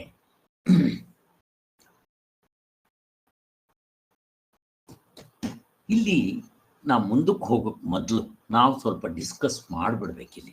ಜನ್ಮಕ್ಕೆ ಕಾರಣವನ್ನು ಶ್ರುತಿ ಅಲ್ಲಗಳೆಯುತ್ತಿದೆ. ಈಗ ಜನ್ಮ ಅಂತಂದ್ರೆ ಹಾವನ್ ಬಿಟ್ಬಿಡ್ರಿ, ಹಾವು ಹಗ್ಗ ದೃಷ್ಟ ಅಂತ ಆಯ್ತು. ಈಗ ನಾನು ಹುಟ್ಟೋದಿಕ್ಕೆ ಕಾರಣ ಏನು? ನಿಮ್ಮನ್ನ ಪ್ರಶ್ನೆ ಕೇಳ್ತೀನಿ. ಈಗ ನಾನು ಹುಟ್ಟಿದ್ದೀನಿ, ನಾವೆಲ್ಲರೂ ಹುಟ್ಟಿದ್ದೀವಿ. ಪ್ರಪಂಚ ಬಿಟ್ಬಿಡ್ರಿ, ಆದಿದೈವಿಕ ಆದಿಭೌತಿಕ ಆಧ್ಯಾತ್ಮಿಕ ಬಿಡ್ರಿ, ಇದೊಂದನ್ನು ನೋಡ್ರಿ, ಮಿಕ್ಕಿರೋದೆಲ್ಲ ಅದ್ರ ಜೊತೆಲೇ ಇರುತ್ತೆ. ಈಗ ನಾನು, ನೀವು, ಕೃಷ್ಣವೇಣಿಯವರು, ಶ್ರೀಧರ್ ಅವರು, ವಿಶಾಲ ಇವರೆಲ್ಲ ಇದ್ದಾರಲ್ಲ, ನಾವುಗಳು ಇದ್ದೀವಲ್ಲ, ಈಗ ಇದಕ್ಕೆ ಕಾರಣ ಏನು? ಪ್ರಶ್ನೆ ಕೇಳ್ತಾರೆ. ಏನಂದ್ರೆ ಪಾಪ ಪುಣ್ಯ. ಪಾಪ ಪುಣ್ಯ ಕರೆಕ್ಟ್ ಅಲ್ವಪ್ಪ? ನಮಗೆ ಗೊತ್ತಿರೋದು ಕರೆಕ್ಟ್. ಪಾಪ ಪುಣ್ಯ ಅಂದ್ರೆ ಕರ್ಮ ಥಿಯರಿ. ಏನ್ ವಿಶಾಲ್ ಅವ್ರ ಏನು ಹೇಳ್ಬೇಕಾ? ಹೇಳಾಗಿದೆ. ಇಲ್ಲ ಸರ್, ಪಾಪ ಪುಣ್ಯನೇ ಸರ್ ನಾನು ಹೇಳಿದ್ದು. ಕರೆಕ್ಟ್. ಅದನ್ನ ಇನ್ ಸ್ವಲ್ಪ ಡೀಟೇಲ್ ಆಗಿ ಹೇಳಬೇಕು ಅಂದ್ರೆ ಸಂಚಿತ ಕರ್ಮ, ಆಗಾಮಿ ಕರ್ಮ, ಪ್ರಾರಬ್ಧ ಕರ್ಮ. ಕರೆಕ್ಟ್ ತಾನೆ? ಎಲ್ರಿಗೂ ಗೊತ್ತಿದೆ, ನಮ್ಗಿದೆ ಹೇಳೋದು. ಈಗ ನಾವು ವಿಚಾರ ಮಾಡಿದ್ರೆ, ಹೇಳ್ರಿ, ನನಗಿವಾಗ ಹೇಳ್ಬೇಕು ನೀವು. ಈಗ ಈ ಶರೀರ ಹುಟ್ಟೋದಿಕ್ಕೆ ನನ್ನ ಹಿಂದಿನ ಜನ್ಮದ ಕರ್ಮ ಮೂರರಲ್ಲಿ ಯಾವ್ದಾದ್ರು ಅಂದ್ರೆ ಪ್ರಾರಬ್ಧ ಕರ್ಮನೇ ಇದಕ್ಕೆ ಇರಲಿ, ಏನಾದ್ರೂ ಅಲ್ಲಿಗೆ ಕರ್ಮ ಥಿಯರಿ. ಈಗ ಕರ್ಮ ಫಸ್ಟು, ಶರೀರ ಫಸ್ಟ್? ಪ್ರಶ್ನೆ ನನಗೆ ಹೇಳಬೇಕು. ಮೊದಲು ಯಾವ್ದಿತ್ತು? ಶರೀರ ಇತ್ತ, ಕರ್ಮ ಇತ್ತ? ಹೇಳ್ರಿ ನೋಡೋಣ, ಹುಡುಕ್ರಿ, ಇದು ಕಾರಣ ಹುಡುಕ್ರಿ. ಹುಡುಕ್ತೀರಾ? ನೋಡ್ರಿ, ಕಲ್ಪನಾ ಗುಡ್. ಆಗೋದಿಲ್ಲ, ಹುಡುಕ್ರಿ ನೋಡೋಣ. ನಿಮಗೆ ಶರೀರ ಇಲ್ಲದೆ ಕರ್ಮ ಮಾಡಕ್ ಬರಲ್ಲ. ಕರ್ಮ ಮಾಡ್ಬೇಕಾದ್ರೆ ಶರೀರ ಇರಬೇಕು. ಶರೀರ ಇದ್ರೇನೆ ನೀವು ಪಾಪ ಪುಣ್ಯ ಮಾಡೋದು. ಶರೀರ ಇಲ್ಲಪ್ಪ, ಮಾಡ್ರಿ ಪಾಪ ಪುಣ್ಯ, ಸಾಧ್ಯವೇ ಇಲ್ಲ. ಕರ್ಮ ಇರ್ಬೇಕು. ನೀವು ಕರ್ಮ ಮಾಡ್ಬೇಕು ಅಂದ್ರೆ ಶರೀರ ಇಲ್ಲದೆ ಕರ್ಮ ಹೇಗ್ ಮಾಡ್ತೀರಾ? ಕಿತ್ಕೊಂಡು ಹೋಯ್ತು. ಇನ್ನೊಂದ್ ಕಡೆ ಹೇಳ್ತೀನಿ ನೋಡ್ರಿ, ಸೇಮ್ ಇದೆ. ಮೊಟ್ಟೆ ಮೊದಲ, ಕೋಳಿ ಮೊದಲ? ಹೇಳ್ರಿ ನೋಡೋಣ, ಹೇಳ್ರಿ ನೀವು. ಹೆಂಗಿದೆ? ಮರ ಮೊದಲ, ಬೀಜ ಮೊದಲ? ಹೇಳಿ ನೋಡೋಣ, ಯಾವ್ದು ಮೊದಲು ಹೇಳ್ರಿ. ಅದಕ್ಕೆ ಯಾವನೋ ಒಬ್ಬ ಹಾಸ್ಯವಾಗಿ ಹೇಳಿದ್ದ, ಸ್ವಾಮಿಗಳು ಬರ್ದಿದ್ದಾರೆ, ಭಾಷ್ಯದಲ್ಲೂ ಬರ್ದಿದ್ದಾರೆ. ಸ್ವಾಮಿ, ಒಂದ್ ಕೆಲಸ ಮಾಡೋಣ, ಈ ಕೋಳಿಯ ಅರ್ಧ ಭಾಗ ಹಿಂದಿಂದು ಮೊಟ್ಟೆಗೆ ಇಟ್ಕೊಂಬೇಡ, ಮುಂದಿಂದು ಮಾಂಸಕ್ಕೆ ಇಟ್ಕೊಂಬೇಡ. ಹೆಂಗಿದೆ? ಸಾಧ್ಯ ಆಗುತ್ತೆ ಅದ? ಹಾಸ್ಯ. ಈಗ ಹೇಳ್ರಿ, ಯಾವ್ದು ಫಸ್ಟ್? ಹೇಳಕ್ಕಾಗಲ್ಲ. ಈಗ ನೀವು ಇದು ಮಾಡ್ರಿ, ಏನು ಲಾಜಿಕ್, ತರ್ಕ ಮಾಡ್ರಿ. ತರ್ಕ ಮಾಡಿದ್ ನನಗೆ ಆನ್ಸರ್ ಕೊಡ್ಬೇಕು. ಯಾವ್ದು ಫಸ್ಟ್ ಹೇಳ್ಬೇಕು? ಹೇಳ್ತೀರಾ?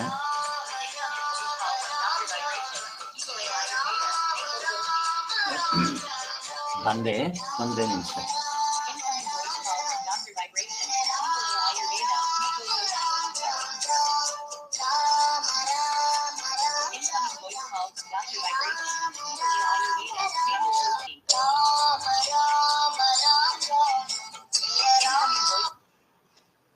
ಹಲೋ,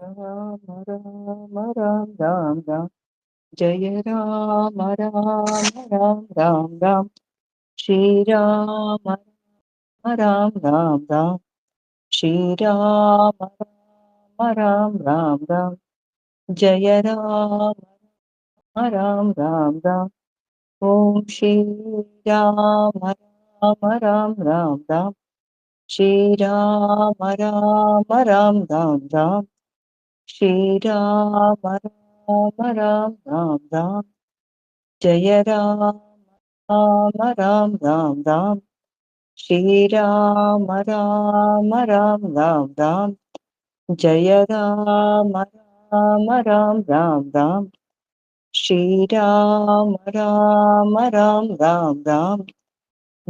ರಾಮ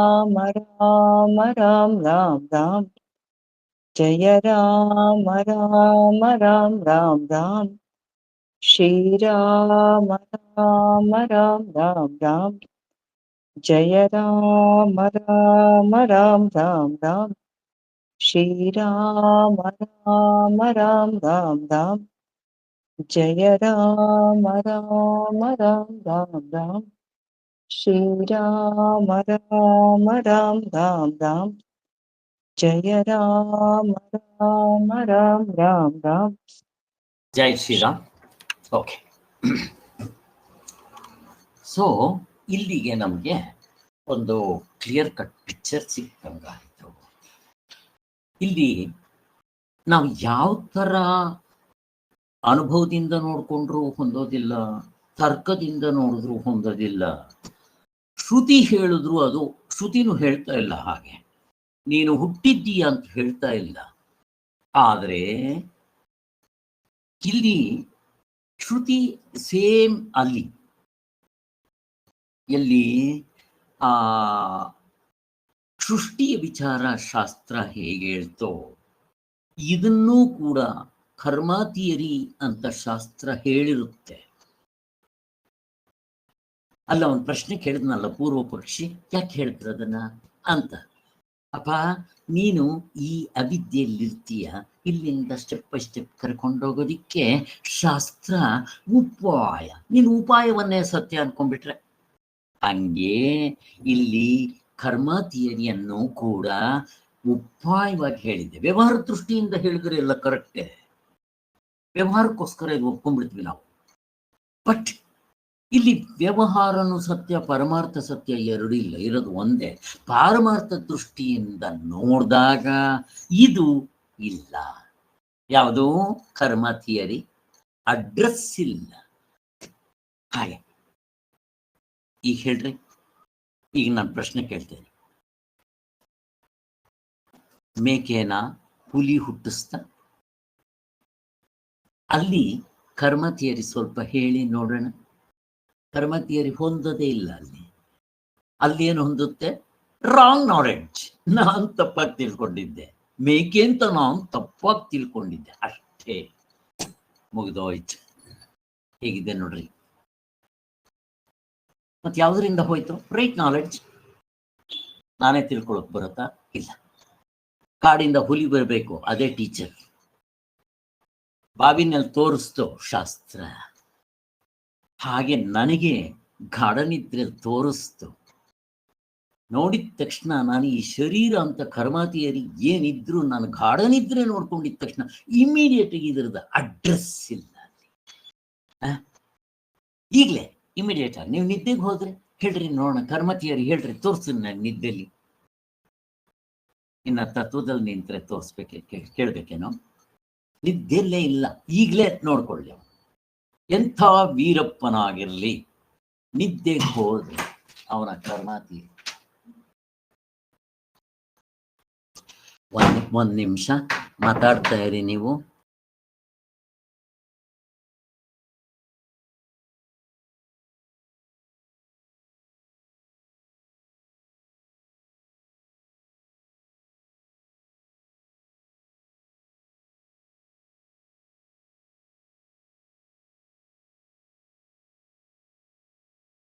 ಶರೀರ ಸತ್ಯ ಅಂತ ಇಟ್ಕೊಂಡ್ತಿದೀವಿ ನಾವು, ಬಿಡ್ಸ್ಕೊಳ್ಳೋದ್ ಕಷ್ಟ. ಪಾಠ ಹೇಳ್ತಾ ಇದ್ದಾಗ ಅರ್ಥ ಆಗುತ್ತೆ, ಮತ್ತೆ ಅದೇ ಬಂದ್ಬಿಡುತ್ತೆ. ಹೇಳಿ ನೀವುಗಳೆಲ್ಲರೂ ಹೇಳಿ ಏನೇನು ಏನಾದ್ರು ನಿಮ್ಗೆ ಏನೇನ್ ಅನ್ಸುತ್ತೆ.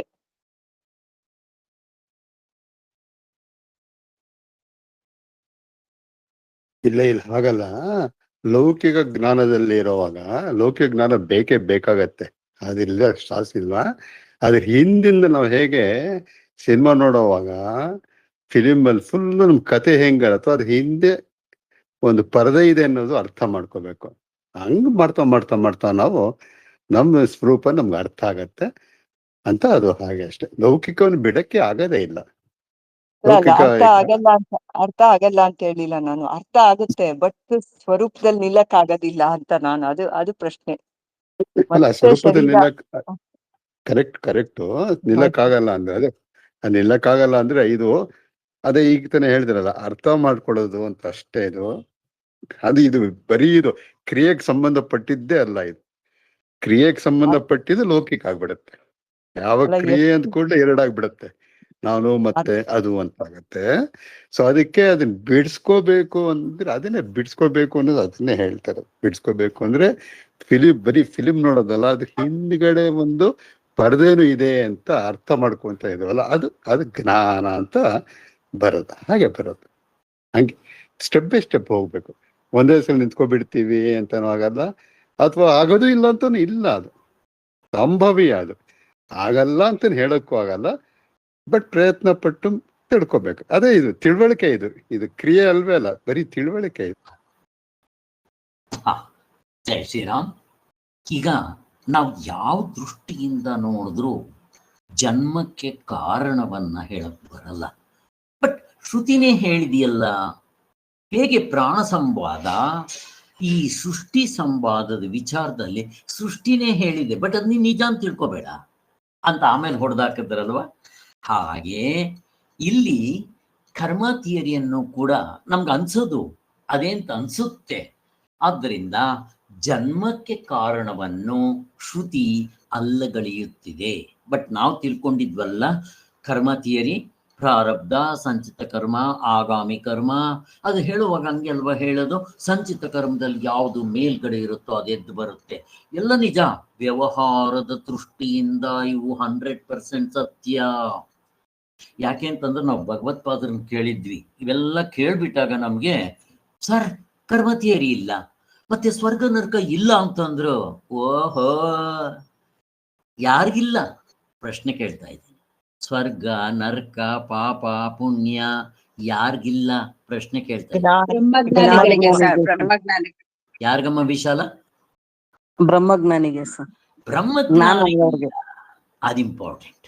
ಚೆನ್ನಾಗಿ ಅಂಡರ್ಲೈನ್ ಮಾಡ್ರಿ. ಬ್ರಹ್ಮಜ್ಞಾನಿ ಆಗಿದ್ದೀವ. ಈಗ ಹಾವಿನ ಭಯ ಯಾರಿಗಿಲ್ಲ? ಹಗ್ಗ ಕಂಡವನಿಗೆ. ಹಾಗೆ ನೀನ್ ಕಂಡಿದ್ದೀಯ ಹಗ್ಗನ? ಕಾಣಿಲ್ಲ ತಾನೆ. ಹಾವಿನ ಭಯ ಅಪ್ರಾಣೆಗೂ ಹೋಗಲ್ಲ. ಮತ್ ನಿನಗೆ ಸ್ವರ್ಗ ನರಕ ಅಷ್ಟೇ ಸತ್ಯ. ಹೋಗ್ಬೇಕು, ಅನುಭವಿಸ್ಬೇಕು. ಈಗ ನೀನು ಅನುಭವಿಸ್ತಾ ಇದ್ದೀಯ ಇಲ್ವೋ ಅಷ್ಟೇ ಹೇಳು. ಸ್ವರ್ಗ ನರಕ ಬಿಟ್ಬಿಡು ಪಕ್ಕಕ್ಕೆ. ಈಗ ನೀನ್ ದುಃಖ ಅನುಭವಿಸ್ತಾ ಇದ್ದೀಯ ಈಗ. ದುಃಖ ಇಲ್ದಿದ್ಮೇಲೆ ನಿನ್ಗೆ ಯಾಕೆ ಬೇಕು ವಿಚಾರ? ಹೋಗ್. ಅಯ್ಯೋ ಸ್ವಾಮಿ ನನಗೆ ದುಃಖ, ನಾನು ಸಾಯ್ತೀನಿ ಅಂತ ಭಯ, ಮನೆಯಲ್ಲಿ ಯಾರೋ ಸತ್ತೋಗ್ಬಿಟ್ರೆ ಅಯ್ಯೋ ನಂದ ಎಲ್ಲ ಹೊಟ್ಟೋಯ್ತಲ್ಲ ಅಂತ ಗೋಳಾಡ್ತಾ ಇದ್ದೀನಿ ಅಂತ ದುಃಖ ಇದೆ ನಿನಗೆ. ಬಾ, ಹೆಂಗಿದೆ ನೋಡ್ರಿ, ಬಿಡೋದಿಲ್ಲ ಇದು. ಅದಕ್ಕೋಸ್ಕರ ವ್ಯವಹಾರದ ದೃಷ್ಟಿಯಿಂದ ಇಷ್ಟು ಪಕ್ಕ ಸತ್ಯ ಇರುತ್ತೆ. ನಾವು ಸ್ವಾಮಿಗಳು ನಮ್ಮ ಭಗವತ್ಪಾದನ ಹಿಂಗೆ ಕೇಳಿದ್ವಿ. ಆಗ ನಮ್ಗೇನು ಸ್ವರ್ಗ ನರಕ ಏನು ಇಲ್ವಲ್ಲ ಅಂತ ಅಂದಿದ್ವಿ. ಯಾಕೆ ತಿಳ್ಕೊಂಡ್ಬಿಟ್ವಿ ಅಂತ. ಬೇಡ, ನಿಮಗೆ ದುಃಖ ಇಲ್ವಾ ಇವಾಗ ಅಂತ ಪ್ರಶ್ನೆ ಕೇಳಿದ್ರು. ಓಹೋ, ಹಾಗೆ ಇದೆ. ಕೆಲವರು ತುಂಬಾ ಕಡಿಮೆ ಇರ್ಬೋದು, ಕೆಲವರು ತುಂಬಾ ಈ ಒಟ್ಟಿನಲ್ಲಿ ಇದೆ. ನಾನು ಕೇಳಿದ್ರೆ ಇವಾಗ ಕಾಮ ಇದೆ, ಕಿಂಚಿತ್ ಹೆಂಡತಿ ಮೇಲೆ ಕೋಪ ಮಾಡ್ಕೊಂತೀನಿ ಇದೆ, ಅದು ಹೋಗ್ಬೇಕಲ್ಲ. ಏನಾದ್ರೂ ಕೋಪ ಬರಬಾರ್ದು. ಅದಿದೆಯಲ್ಲ, ಇರ್ಬೋದು. ನಿನ್ ರೀಸನ್ ಏನಾದ್ರೂ ಕೊಡು. ಆತ್ಮಕಾಮ, ಆತ್ಮನ ಕಾಮದಿಂದ ನನಗೆ ಈ ಕಡ್ಡಿ ಬಂದ್ರೆ ಕೋಪ ಬರುತ್ತೆ, ಅದು ಬರಬಾರದು. ನೀನ್ ಮುಕ್ತ ಆದ್ಮೇಲೆ ನೀನೇನು ಪಾಠ ಓದ್ಬೇಕಾಗಿಲ್ಲ, ಹೇಳ್ಬೇಕಾಗಿಲ್ಲ ಯಾರಿಗೂ. ಅದು ಆಮೇಲೆ ನಿನ್ ಚಾಯ್ಸ್. ಬಟ್ ಅವನ್ ಮಾಡೇ ಮಾಡ್ತಾನೆ, ಬಿಡೋದಿಲ್ಲ. ಓದೋದು ಹೇಳೋದು ಅವನಿಗೆ ಯಾಕೆ ಅಂತಂದ್ರೆ ಅವನಿಗೆ ಅಭ್ಯಾಸ ಆಗ್ಬಿಟ್ಟಿರುತ್ತೆ. ಅಭ್ಯಾಸ ಬಲ. ಒಳ್ಳೇದು ಅಭ್ಯಾಸ ಮಾಡ್ಕೊಳ್ರಿ ಅಂತ.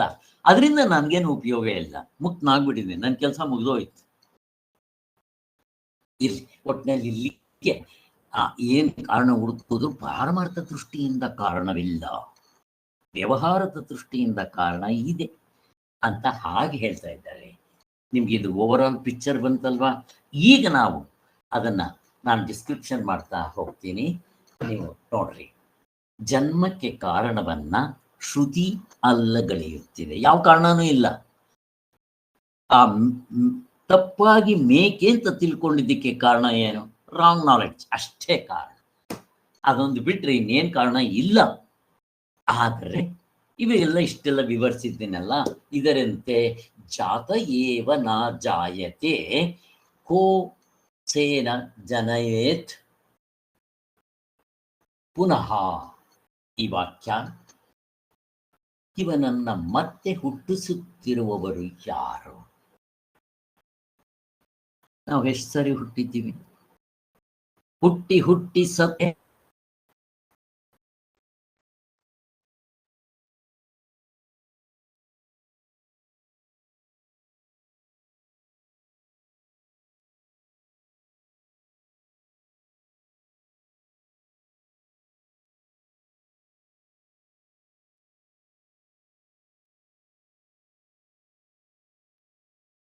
ಸರ್ ಕೇಳ್ತಾ ಇಲ್ಲ.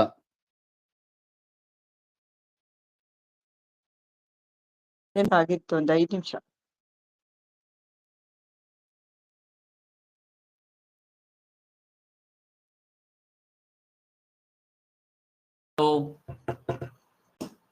ಹಲೋ, ಕೇಳ್ತಾ ಇದೆಯಾ? ಕನೆಕ್ಟ್ ಆಯ್ತು. ಅದೇ ಏನಾಗಿತ್ತು ಇಷ್ಟೊತ್ತು ನಿಮ್ಮೆಲ್ಲ ನಾನು ಪೂರ್ತಿ ನಾನು ಔಟ್ ಆಫ್ ಸ್ಟೇಜ್ ಹೋಗ್ಬಿಟ್ಟಿದ್ನ?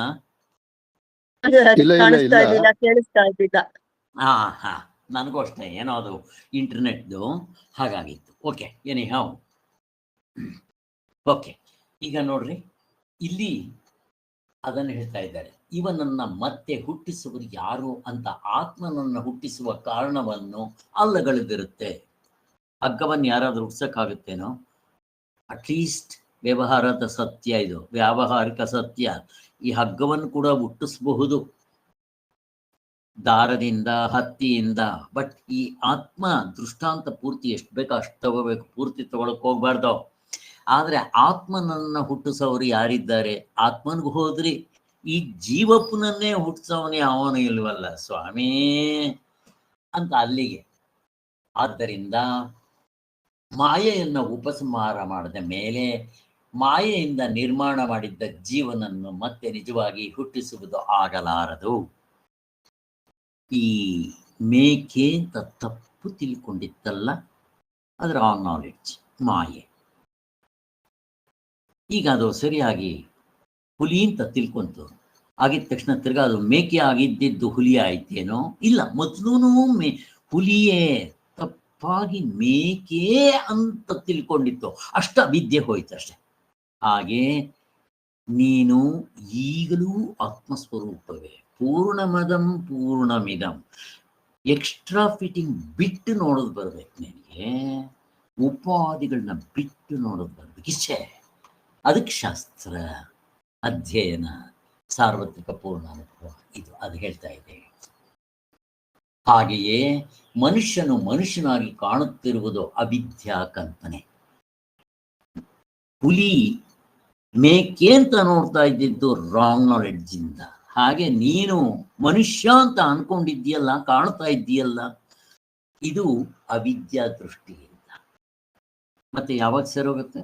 ಆ ಅವಿದ್ಯೆ, ರಾಂಗ್ ನಾಲೆಡ್ಜ್ ಹೋದ್ರೆ ಹೇಗೆ ಅದಕ್ಕೆ ಹುಲಿ ಅಂತ ಗೊತ್ತಾಯ್ತೋ ಹಾಗೆ ನಾನು ಆತ್ಮಸ್ವರೂಪ ಅನ್ನೋದು ನಿನಗೆ ಗೊತ್ತಾಗುತ್ತೆ.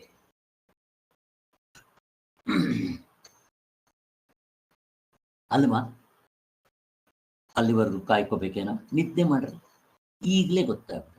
ನಿತ್ಯ ಶುದ್ಧ ಬುದ್ಧ ಮುಕ್ತ ಸ್ವರೂಪ, ಆನಂದ ಸ್ವರೂಪ, ಇರುವು ಅರಿವು ಆನಂದ, ನಾನು ನಿಜವಾದ ನೇಚರ್, ಐ ಆಮ್ ದಟ್ ಅಂತ ಕ್ಲೀನಾಗಿ ಗೊತ್ತಾಗ್ಬಿಡುತ್ತೆ. ಇಷ್ಟೆಲ್ಲ ಗೊತ್ತಾದ್ಮೇಲೆ ಈ ಮನುಷ್ಯನನ್ನು ಮತ್ತೆ ಯಾವನು ಹುಟ್ಟಿಸ್ಬೇಕಾಗುತ್ತೆ? ಯಾರಾದ್ರೂ ಹುಟ್ಟಿಸ್ಬೇಕೇನೋ? ಹೋಗ್ಲಿ, ಮೊದಲು ಅವನು ನಿಜವಾಗಿ ನಿಜವಾಗಿರೋದಾದ್ರೆ ಹೋಗ್ಬಾರ್ದು. ಕನ್ಸಿಗೆ ಬರಕ್ಕೆ ಹೋಗ್ತಾ ಇಲ್ಲ ಇನ್ನು ಜನಕ ಮಹಾರಾಜ. ಹೋಗ್ಲಿ, ಅಲ್ಲಿರೋನ್ ಸತ್ಯ ಅಂದ್ರೆ ಅವನು ಎಚ್ಚರಕ್ಕೆ ಬರಕ್ಕೆ ಹೋಗ್ತೇ ಇಲ್ಲ. ಇವರಿಬ್ರು ಸತ್ಯ ಅಂತಂದ್ರೆ ಅದೇ ಓ ಸತ್ಯ ಏ ಸತ್ಯ, ಇವರಿಬ್ರು ನಿದ್ದೆಗೆ ಬರಕ್ಕೆ ಹೋಗ್ತಾ ಇಲ್ಲ. ಇವ್ರೆಂತವ್ರು? ಮತ್ತೆ ಎಚ್ಚರದಲ್ಲಿ, ಕನಸಿನಲ್ಲಿ, ನಿದ್ದೆಯಲ್ಲಿ ಇದ್ದವನ್ ಯಾರೋ ಅವನು ನಿಜ ಸ್ವರೂಪ. ಅವನು ಇಲ್ದಂಗೆ ಮಾಡಕ್ ಬರಲ್ಲ, ಬದಲಾವಣೆ ಆಗೋದಿಲ್ಲ. ಅವನು ಯಾವತ್ತು ವಿಷಯಿ ಆಬ್ಜೆಕ್ಟ್. ಹೆಂಗ್ ತಗೊಂಡ್ಬರ್ತಾರೆ ನೋಡ್ರಿ. ಠಕ್ಕಂತ ದೃಷ್ಟಾಂತ ಕೊಟ್ಬಿಡ್ತಾರೆ. ಹಗ್ಗದಲ್ಲಿ ಭ್ರಾಂತಿಯಿಂದ ಕಂಡ ಹಾವು ಭ್ರಾಂತಿಯ ಕಾಲದಲ್ಲಿ ಮಾತ್ರ ಹುಟ್ಟಿದಂತೆ ಇರುತ್ತೆ.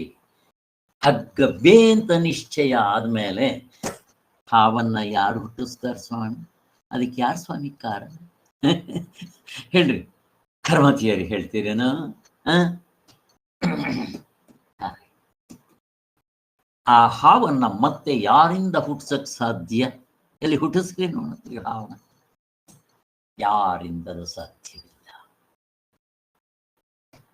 ಇದರಂತೆ ಸ್ವಭಾವದಿಂದಲೇ ಜನ್ಮರಹಿತನಾದ ಆತ್ಮ ಯಾವುದರಿಂದಲೂ ಹುಟ್ಟಿಲ್ಲ, ಆತ್ಮನಿಂದ ಯಾವುದು ಹುಟ್ಟಿಲ್ಲ. ಅವನ ಸ್ವಭಾವ ಬೆಂಕಿಗೆ ಸುಡೋ ಸ್ವಭಾವ ಆತ್ಮನಿಗೂ ಅದೇ. ಅವನು ಹುಟ್ಟಲ್ಲ, ಅವನಿಂದ ಯಾವುದು ಹುಟ್ಟಿಲ್ಲ. ಯಾಕೆ? ಎರಡು ಇಲ್ಲ ಅಲ್ಲಿ. ಅದ್ವಿತೀಯ ಆತ್ಮನು.